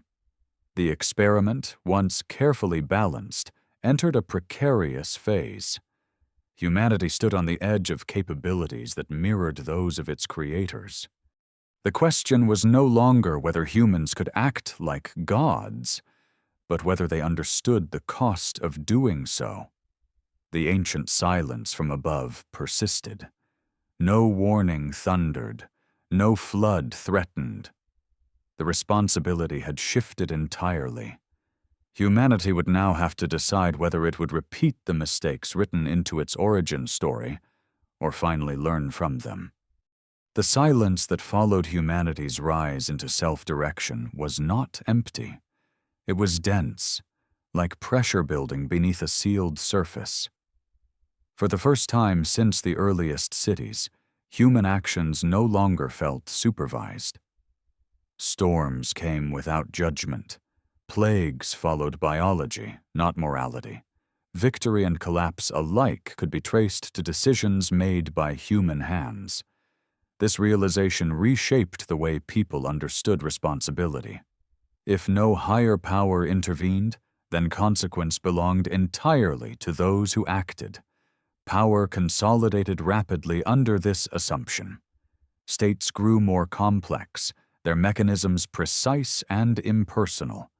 Bureaucracies multiplied, reducing individuals to records, numbers, and roles. Where the gods had once demanded obedience, institutions now required compliance. The tools of control became quieter but more pervasive. Laws regulated behavior down to the smallest detail. Surveillance replaced omen. Punishment no longer needed divine justification. At the same time, the human capacity for organization produced unprecedented cooperation. Large-scale projects reshaped continents, roads stitched regions together, trade networks spanned oceans. Humanity moved resources, labor, and information with efficiency that would have astonished the ancient overseers. The species had learned not only to work, but to coordinate. Yet this coordination came at a cost. Individual meaning eroded as systems expanded. Many lived entire lives serving structures they did not understand and could not influence. This echoed an older pattern, one that humanity did not consciously recognize. The labor crisis that had once driven the creation of humans reappeared, now internal. Humans had become both workforce and overseer, exploiting and regulating themselves. Voices rose in response. Some spoke of dignity, insisting that life was more than function. Others spoke of equality, challenging hierarchies that claimed inevitability. These movements often framed their ideals as universal truths rather than divine mandates. Justice was no longer something handed down. It was something to be argued, negotiated, and defended. Conflict intensified where ideals collided. Revolutions erupted, dismantling old regimes and replacing them with new ones that promised fairness but often reproduced the same structures under different names. Humanity oscillated between order and upheaval, unable to settle permanently into either. Throughout these cycles, technology advanced relentlessly. Machines extended strength, systems accelerated communication. Energy was harnessed in forms both subtle and devastating. Humans acquired the ability to alter environments, genomes, and even the foundations of matter itself. The power once attributed to gods had become accessible through knowledge. This transformation exposed a profound ethical gap. Capability outpaced wisdom. Humanity could do far more than it understood. Decisions carried consequences across generations and ecosystems. The ancient fear of divine punishment was replaced by a new anxiety, unintended outcomes. Catastrophe no longer required anger from above. It could be triggered by error, negligence, or ambition. The memory of origins resurfaced in altered form. Ancient stories were reread as warnings rather than history. The flood became a lesson about imbalance. The fall from favor became a lesson about limits. These narratives, stripped of literal belief, offered guidance in a world where power was diffuse and responsibility shared. Despite material progress, dissatisfaction deepened. Comfort did not eliminate restlessness. Abundance did not answer the question of purpose. Humans continued to seek meaning beyond survival and success. This search took many forms. Some returned to faith, reshaping it into personal experience rather than external authority. Others turned to philosophy, art, or exploration of consciousness itself. The body became a frontier. Medicine extended life, alleviated suffering, and altered reproduction. Humans began to choose traits, to intervene in inheritance, to shape future generations deliberately. This act mirrored the original creation in uncomfortable ways. Once again, life was being designed in response to need, desire, or fear. Debate intensified around these choices. Was humanity correcting flaws or repeating an ancient transgression? Without a clear external guide, consensus proved elusive. Progress continued unevenly, driven by competition as much as compassion. Beyond Earth, humanity looked outward with renewed intensity. Space ceased to be mythic and became practical. Machines left the atmosphere. Humans followed. The sky, once forbidden and divine, opened to exploration. This expansion carried symbolic resonance, whether acknowledged or not. Humanity was stepping into a domain once occupied by its creators. The absence of resistance was striking. No sign appeared to forbid ascent. No boundary was enforced. This absence reinforced the belief that humanity stood alone, accountable only to itself. Yet solitude brought vulnerability. Without external correction, error could scale globally. As humanity's reach expanded, so did its impact. Climate shifted. Species vanished. Systems once stable grew volatile. The planet responded not with intent, but with feedback. Cause and effect replaced judgment. Humanity confronted the reality that it could disrupt the conditions of its own survival. In response, new forms of awareness emerged. Global thinking took shape. Responsibility extended beyond borders and lifetimes. For the first time, humanity began to consider itself as a single species sharing a fragile system. This perspective was incomplete and contested, but unprecedented. The ancient experiment had entered its most uncertain phase. Humanity possessed the tools of creation and destruction, memory of catastrophe, and no external authority to intervene. The limits imposed long ago still shaped biology and lifespan, but within those limits, power had grown immense. What had begun as a solution to divine exhaustion had become a civilization capable of reshaping worlds. Whether this capacity would lead to balance or collapse depended not on gods, but on the choices humans made collectively and individually. The silence above remained unchanged. It offered no answers, no threats, no comfort. In that silence, humanity stood fully revealed, not as servant or subject, but as inheritor. The responsibility once held by distant beings had passed irrevocably into human hands. The inheritance humanity carried was not announced, nor ceremonially passed down. It emerged gradually, like a weight shifting onto shoulders already bent by history. With no gods to command or restrain them openly, humans learned that power expressed itself most dangerously when it appeared ordinary. Decisions made in offices, laboratories, and councils now shaped the fate of millions, sometimes billions, without spectacle or myth. Civilization entered an era defined less by belief and more by capability. Systems optimized for efficiency governed food production, energy distribution, and communication. These systems were elegant, vast, and fragile. They depended on continuous cooperation and trust, yet were managed by individuals with limited perspective and finite time.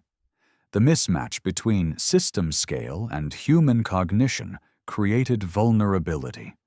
Narratives of progress dominated public consciousness. Humanity framed its story as a steady ascent from ignorance to mastery. This narrative was comforting. It implied inevitability and direction. Yet beneath it lay unresolved tension. Progress had not erased suffering. It had redistributed it, It had not eliminated conflict, it had transformed its shape. Technology mediated nearly every aspect of life. Tools once external became intimate. Machines processed thought. Algorithms shaped choice. Humans delegated judgment to systems designed to optimize outcomes, often without fully understanding their criteria. Responsibility diffused. When outcomes proved harmful, accountability blurred. This diffusion echoed an ancient pattern. When gods ruled directly, responsibility for catastrophe lay above. When humans ruled themselves, responsibility fractured across institutions. In both cases, individuals struggled to locate agency. The sense of control remained elusive. Despite this, creativity flourished. Art, literature, and music reflected a species grappling with its condition. Themes of alienation, transcendence, and identity recurred with striking consistency. Humanity explored its inner landscape with the same intensity it applied to the external world. Consciousness itself became a subject of study. Scientific inquiry probed the origins of life and the structure of the universe. Humans learned that the building blocks of existence followed simple rules capable of producing immense complexity. This discovery was both humbling and empowering. It suggested that creation did not require intention, only conditions, yet it also raised unsettling implications about purpose. If life emerged naturally, what of the ancient stories that spoke of design? Some dismissed them entirely. Others reinterpreted them as symbolic expressions of real events filtered through limited understanding. The debate persisted, not because of evidence alone, but because of what was at stake. Origin shapes identity. As humanity's technical reach extended beyond Earth, this debate gained urgency. Space exploration transformed from curiosity to necessity. Resources, survival, and continuity drove expansion. Humans prepared to carry life beyond its birthplace, repeating a process once undertaken by others. The parallel was rarely acknowledged explicitly, but it shaped imagination. Colonization, terraforming, adaptation. Humanity rehearsed acts once attributed to gods. Ethical questions multiplied. Who decides which worlds are altered? What life has priority? What mistakes are acceptable? Within these discussions, echoes of ancient caution resurfaced. Overreach had consequences. Intervention altered systems in unpredictable ways. Balance mattered. These principles, stripped of mythic framing, remained valid. On Earth, social systems strained under acceleration. Inequality widened. Information flowed faster than understanding. Truth fragmented into perspectives shaped by interest and identity. Consensus became rare. Polarization intensified.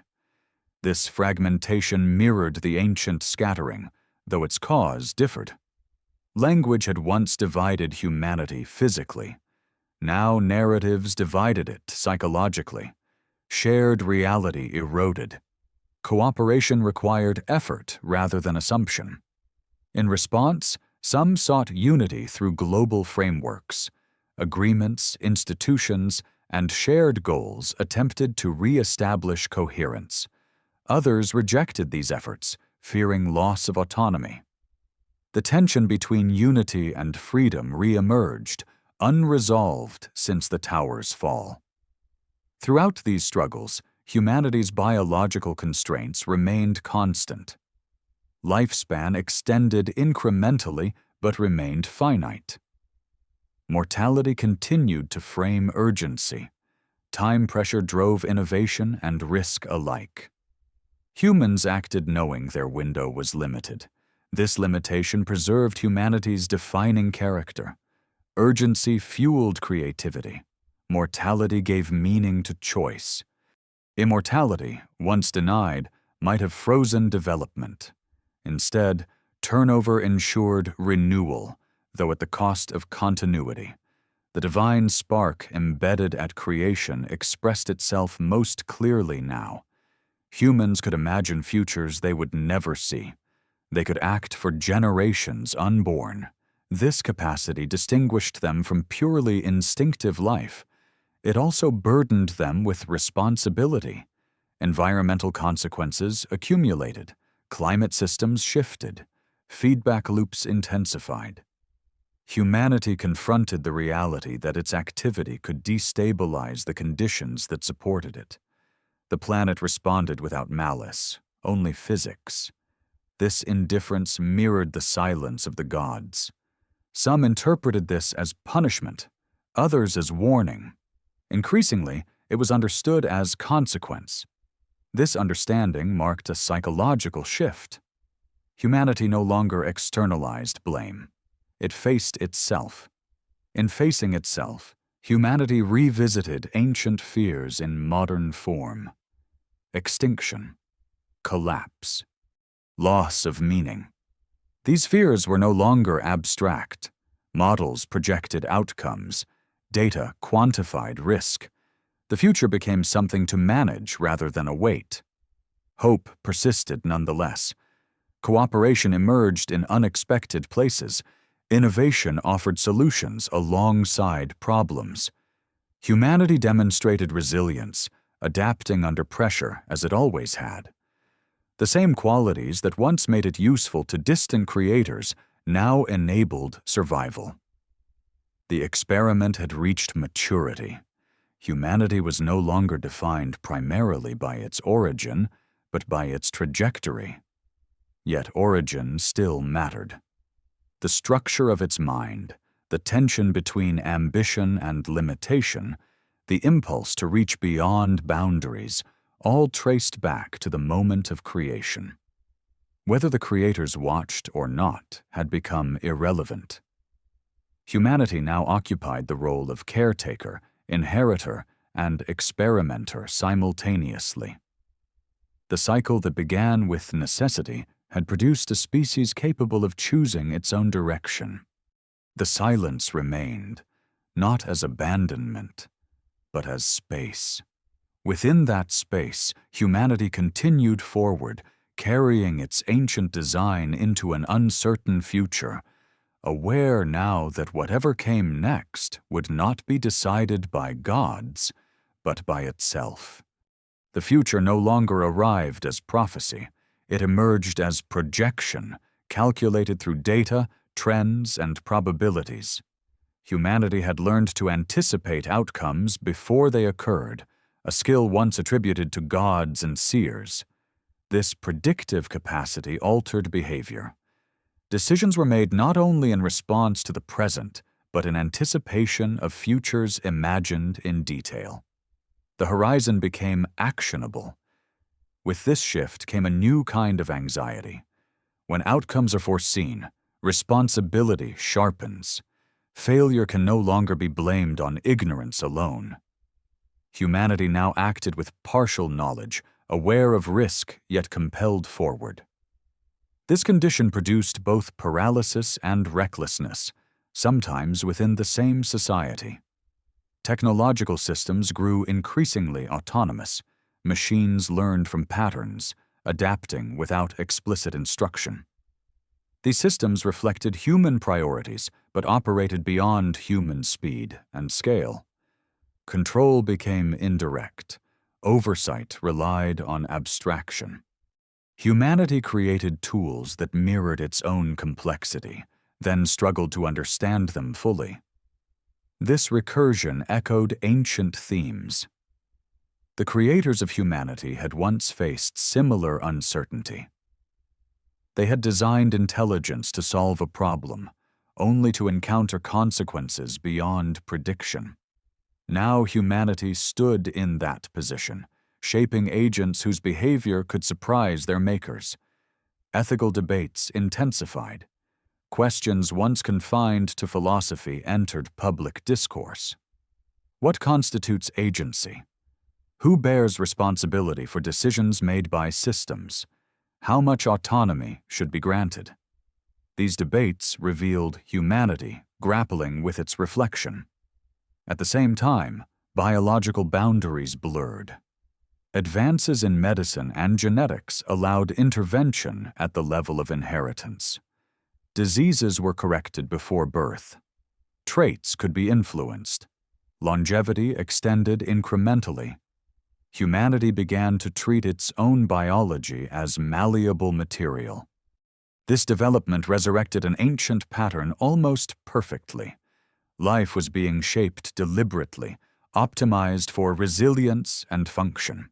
The language differed, but the logic was the same. Creation as problem-solving, design as necessity. Resistance arose. Some warned of repeating an original transgression.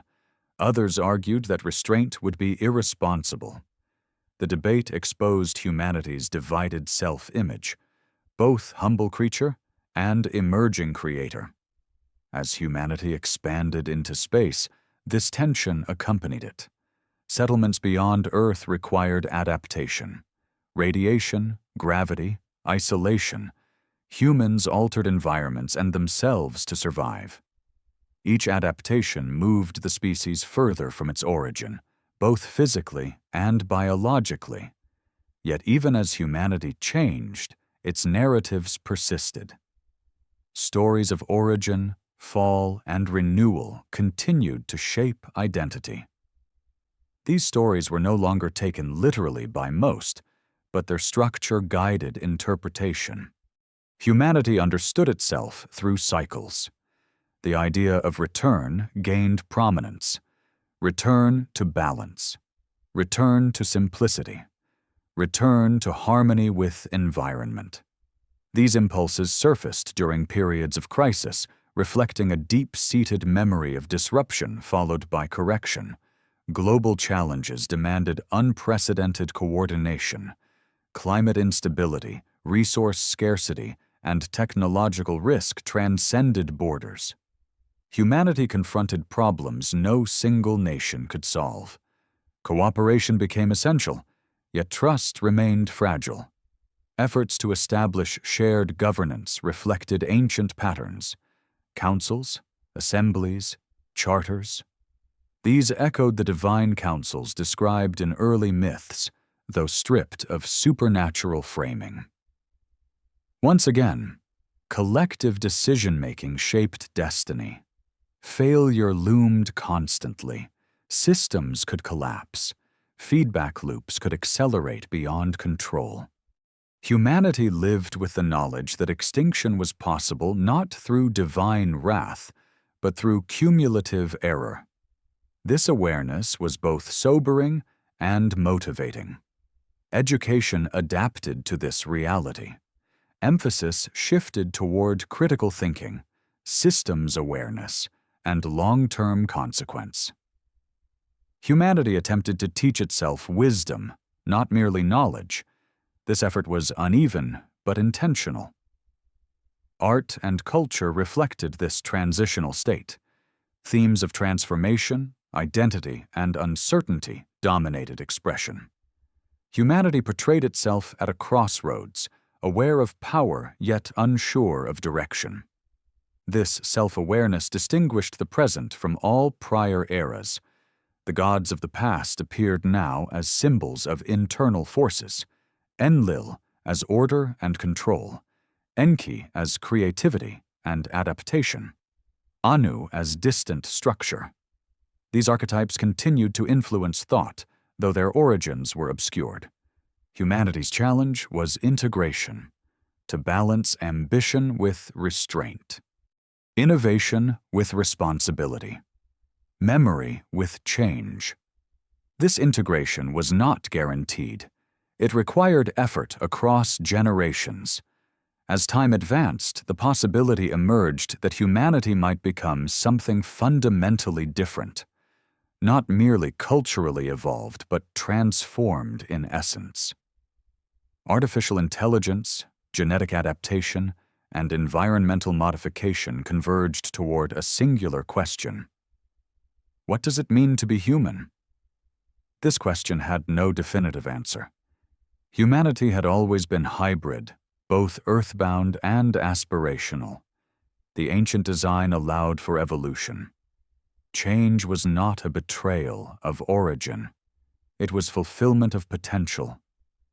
Whether humanity would survive long enough to realize that potential remained uncertain. But the capacity to ask, to reflect, and to choose marked a departure from instinct alone. It marked maturity. The experiment that began as a solution to divine exhaustion had unfolded into a species capable of shaping worlds, including itself. The silence of the heavens persisted, not as judgment, but as space for decision.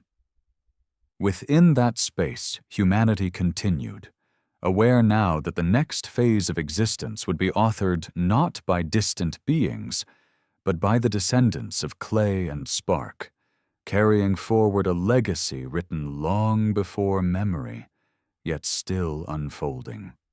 The threshold humanity approached was not marked by a single invention or discovery. It revealed itself gradually, through convergence. Separate streams of progress began to intersect: computation with biology, energy with information, exploration with automation. Each stream had developed independently, but together they formed something new, a capacity that resembled authorship rather than adaptation. Humanity was no longer merely responding to the world. It was redesigning it. This redesign extended inward. Identity, once anchored in geography, lineage, and tradition, became fluid. Humans curated personas, selected affiliations, and reshaped bodies with increasing freedom. The idea of a fixed human nature weakened. What mattered was function, preference, and performance. This flexibility empowered many, yet unsettled others who sensed the erosion of continuity. Continuity had always been fragile. Mortality ensured it. Culture attempted to preserve it. Now even culture accelerated beyond stable transmission. Generations diverged sharply in worldview. Parents struggled to understand children. Memory shortened despite archives expanding. Information overflow replaced forgetting with noise. In this environment, myths resurfaced not as belief, but as structure. Ancient stories offered coherence where data could not. They framed chaos into arcs: beginning, conflict, resolution. Humanity returned to narrative not because it lacked facts, but because it needed meaning. The story of creation gained renewed relevance, not as literal history, but as analogy. Beings created intelligence to solve a problem. That intelligence exceeded expectation. Control weakened. Consequence followed. Humanity recognized itself in this pattern with uncomfortable clarity. Artificial systems began to mirror human cognition in limited but expanding ways. They learned, optimized, predicted. They were not conscious in the human sense, but they were effective. Delegation increased. Humans trusted outputs without fully grasping processes. This trust resembled faith, though it claimed rationality.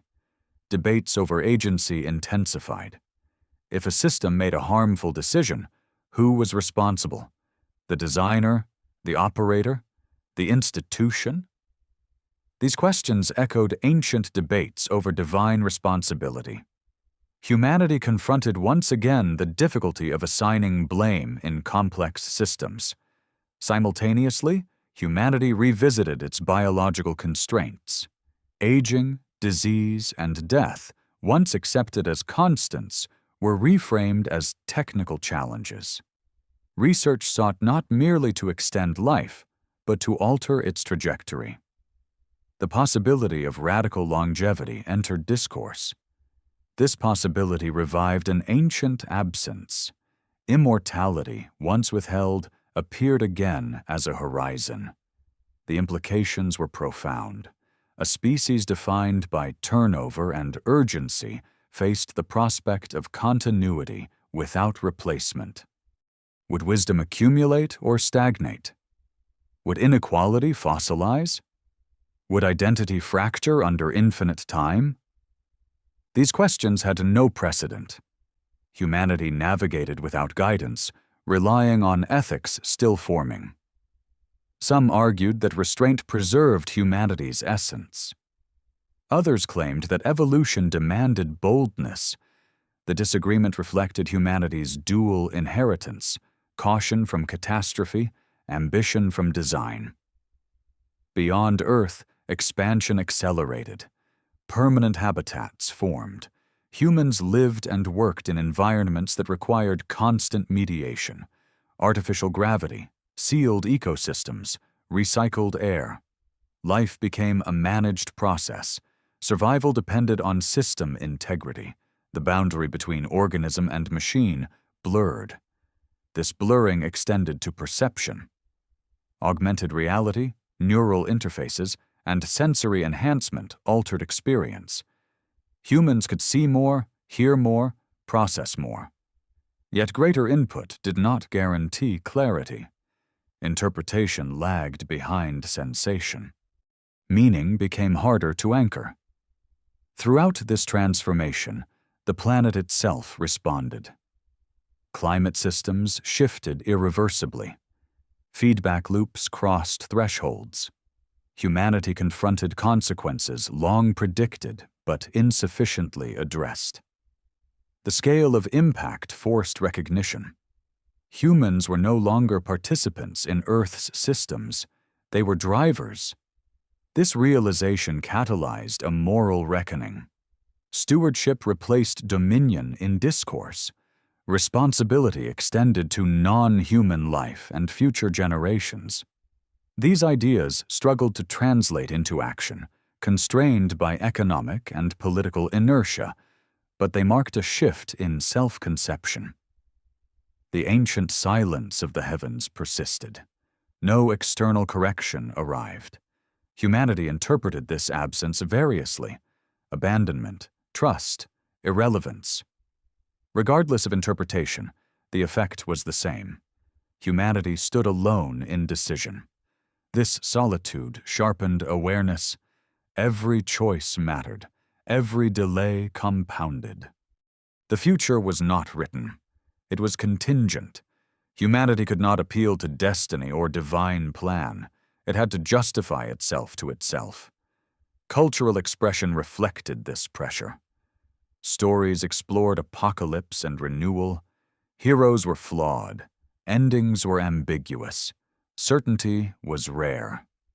This ambiguity was not weakness. It was honesty. In facing uncertainty, humanity demonstrated resilience. Cooperation emerged where survival demanded it. Innovation addressed problems once thought unsolvable. Progress continued, uneven but real. The species adapted as it always had, through creativity, under constraint. Yet the constraints were changing. Some were lifted, others intensified. The balance shifted constantly. Humanity learned that stability was not a state, but a process requiring continual adjustment. The ancient creators, if they still existed, remained absent. Perhaps their role had ended. Perhaps they observed silently. Or perhaps they had become irrelevant to a species that had internalized both creation and consequence. What mattered now was not origin, but continuity. Could humanity sustain itself without external oversight? Could it wield power without repeating ancient errors? Could it integrate ambition with restraint? These questions defined the era.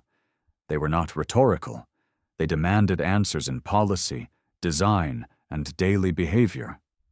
Humanity responded imperfectly, but persistently. The experiment had reached its most delicate phase, not because of external threat, but because of internal capacity. Humanity possessed the tools to transcend its design or destroy itself. The outcome was undecided. In this uncertainty, the ancient story served not as prophecy, but as mirror. It reflected patterns humanity was now reenacting at a higher level: creation, delegation, loss of control. The difference was perspective. For the first time, humanity could see the pattern while living it. Whether that awareness would be enough remained unknown. But awareness itself marked a departure from the past.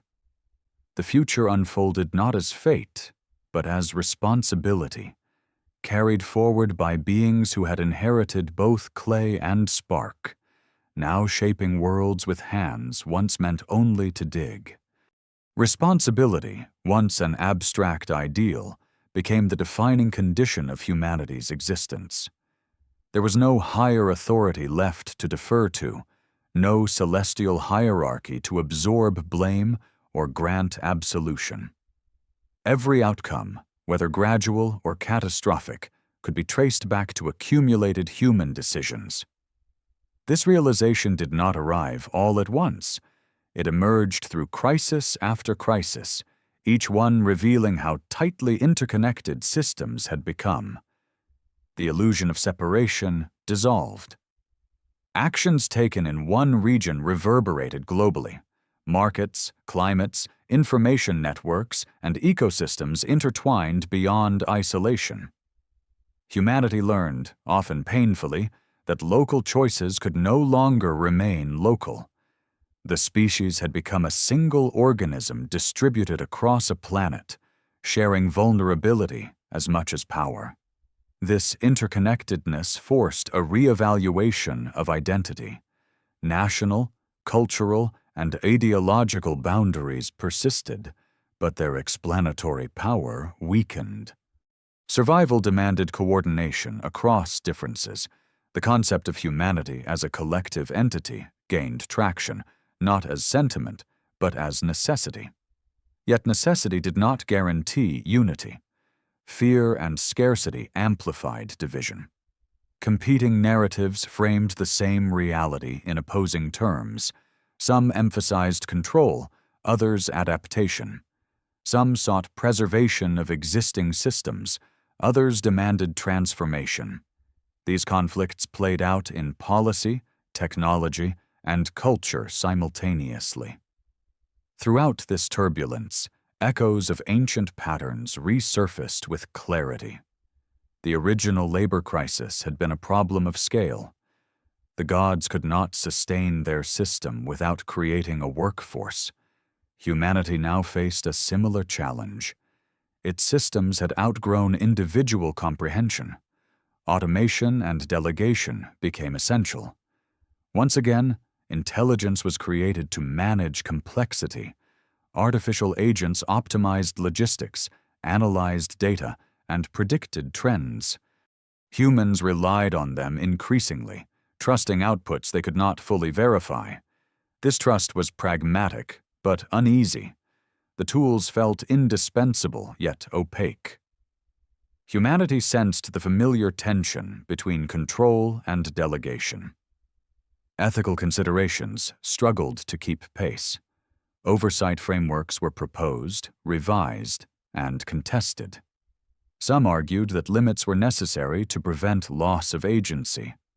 Others warned that hesitation would leave humanity vulnerable. The debate mirrored the ancient council where creation had been authorized under pressure. Meanwhile, biological intervention advanced further. Aging slowed, disease retreated, lifespan extended beyond historical norms. The prospect of a generation living significantly longer than its predecessors became real. This shift altered social dynamics profoundly. Longer lives changed how humans valued time, urgency softened, planning extended across centuries rather than decades.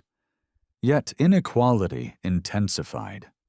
Access to longevity was uneven. The gap between those who could afford extension and those who could not threatened to solidify into a permanent divide. This divide revived a primal fear. stratification into fundamentally different classes of beings. Once, gods and humans had occupied separate tiers. Now, enhanced and unenhanced humans risked repeating that structure. The past loomed as warning. Public discourse fractured around this issue. Some framed enhancement as evolution. Others saw it as betrayal. The definition of humanity itself became contested terrain. Was humanity defined by biology, experience, or capacity for choice? These questions extended into space. Off-world populations adapted differently. Isolation and environment drove divergence. Humanity was no longer singular, even biologically. Variants emerged, each optimized for context. The species began to branch. This branching forced reflection. Diversity had always existed, but now it extended beyond culture into form. Unity required redefining common ground. Shared origin was no longer sufficient. Shared responsibility became the new anchor. The memory of ancient creators persisted faintly in this moment. Not as belief, but as analogy. Humanity recognized itself reenacting a familiar arc, creating intelligence to solve problems, imposing limits, then confronting the consequences of success. The difference lay in awareness. Humanity could see the pattern while inhabiting it. This awareness offered the possibility of choice rather than repetition. Whether it would be exercised remained uncertain. Environmental systems continued to respond to cumulative impact. Some damage proved irreversible. Other areas stabilized through intervention. Humanity learned that repair was possible, but costly and incomplete. Prevention emerged as a priority, though implementation lagged behind intention. Cultural narratives shifted accordingly. Triumph gave way to stewardship. Heroism was redefined as preservation rather than conquest. This shift did not erase ambition, but it redirected it toward sustainability. Still, the risk of collapse lingered. Complex systems fail in non-linear ways. Humanity understood this intellectually, yet struggled emotionally. The desire for certainty conflicted with a reality defined by probability. In this uncertainty, humanity returned to an ancient strength: storytelling. Stories allowed simulation of futures without experiencing them. They framed risk, consequence, and hope. Through narrative, humanity rehearsed survival. The oldest story, of creation born from necessity, gained renewed relevance. It was no longer about gods and clay, but about intelligence responding to pressure. It reminded humanity that creation is not an endpoint, but a beginning laden with obligation. As humanity looked ahead, it faced a paradox. It had inherited the power of its creators, yet remained bound by vulnerability. It could shape worlds, yet struggled to govern itself. This tension defined the present. No sign came from the heavens. No guidance intervened. The silence endured, not as neglect, but as confirmation. Humanity was no longer an experiment being managed. It was a process unfolding under its own momentum. The final outcome remained unwritten. Collapse and continuity both lay within reach. What separated them was not destiny, but choice exercised repeatedly across time. In this moment, humanity stood at once as creator, creation, and caretaker. The hands once formed from clay now shaped systems of immense complexity. Whether those hands would learn restraint as well as power would determine not only the future of the species, but the legacy of an origin long buried yet never erased. What humanity carried into the future was not certainty, but pattern recognition. The ability to look back across layers of memory, myth, data, and consequence and perceive repetition became its most valuable trait. The ancient story was no longer something to believe or reject. It was something to understand. Creation under pressure, intelligence born from necessity, control attempted, lost, and renegotiated. This pattern had played out before. Now it played out from within. Humanity no longer asked whether the gods would return. That question had dissolved under the weight of responsibility. If creators once existed and withdrew, their silence had become the final lesson. No external authority would arrive to correct imbalance. No flood, no fire, no command from the sky. Continuity depended entirely on internal restraint. This realization reshaped ambition. Expansion did not cease, but it slowed, becoming more deliberate.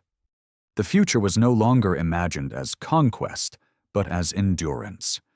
Humanity began to value persistence over dominance, resilience over speed. These values emerged not from idealism, but from survival logic. A species that burns too fast exhausts itself. Systems were redesigned with failure in mind. Redundancy replaced optimization. Diversity replaced uniformity. Humanity learned that resilience arises from variation, not perfection.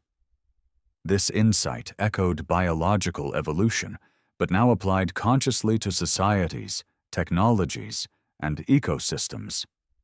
Memory became intentional. Humanity archived not only success, but failure. Past collapses were studied, not erased. The flood, the fall, the scattering, these stories were preserved as warnings rather than myths. History transformed from celebration into instruction. Education reflected this shift. Future generations were taught not only how systems functioned, but how they failed. Ethics became practical rather than abstract. Responsibility was framed as consequence management rather than moral purity. This approach did not eliminate conflict, but it reduced illusion. Artificial intelligences matured alongside humans. Their role evolved from tool to collaborator, bounded by frameworks designed to preserve human agency. Oversight was imperfect, but iterative. Humanity learned to adjust rather than dominate. Partnership replaced command. Biological evolution continued as well.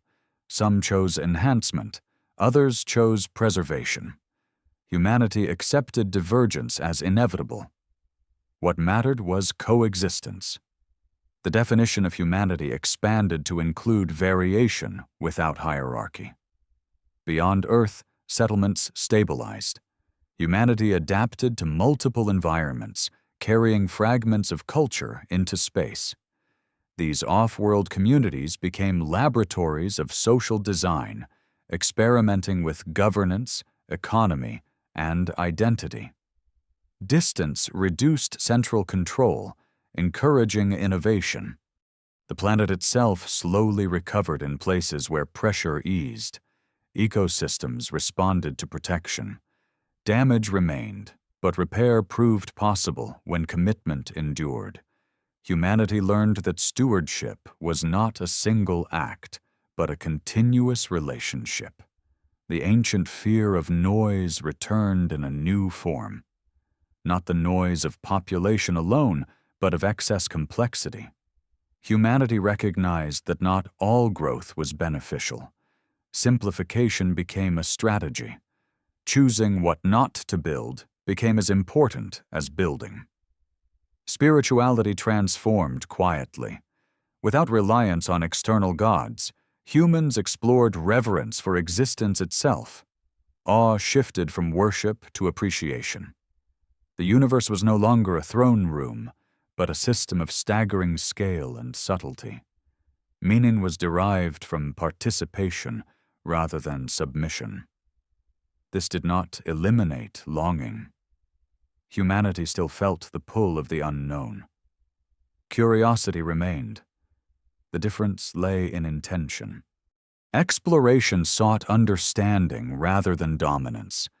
The sky was approached not as a prize, but as a context. The question of origin settled into perspective.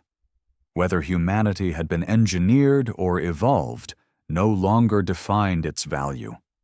What mattered was capability coupled with responsibility. Origin explained structure, not destiny. The ancient creators, if they had ever existed as distinct beings, were no longer necessary to explain the present. Their role had been absorbed. Humanity had internalized the functions once externalized: creation, judgment, correction. These processes now unfolded within human systems. The experiment had reached completion not in outcome, but in transition.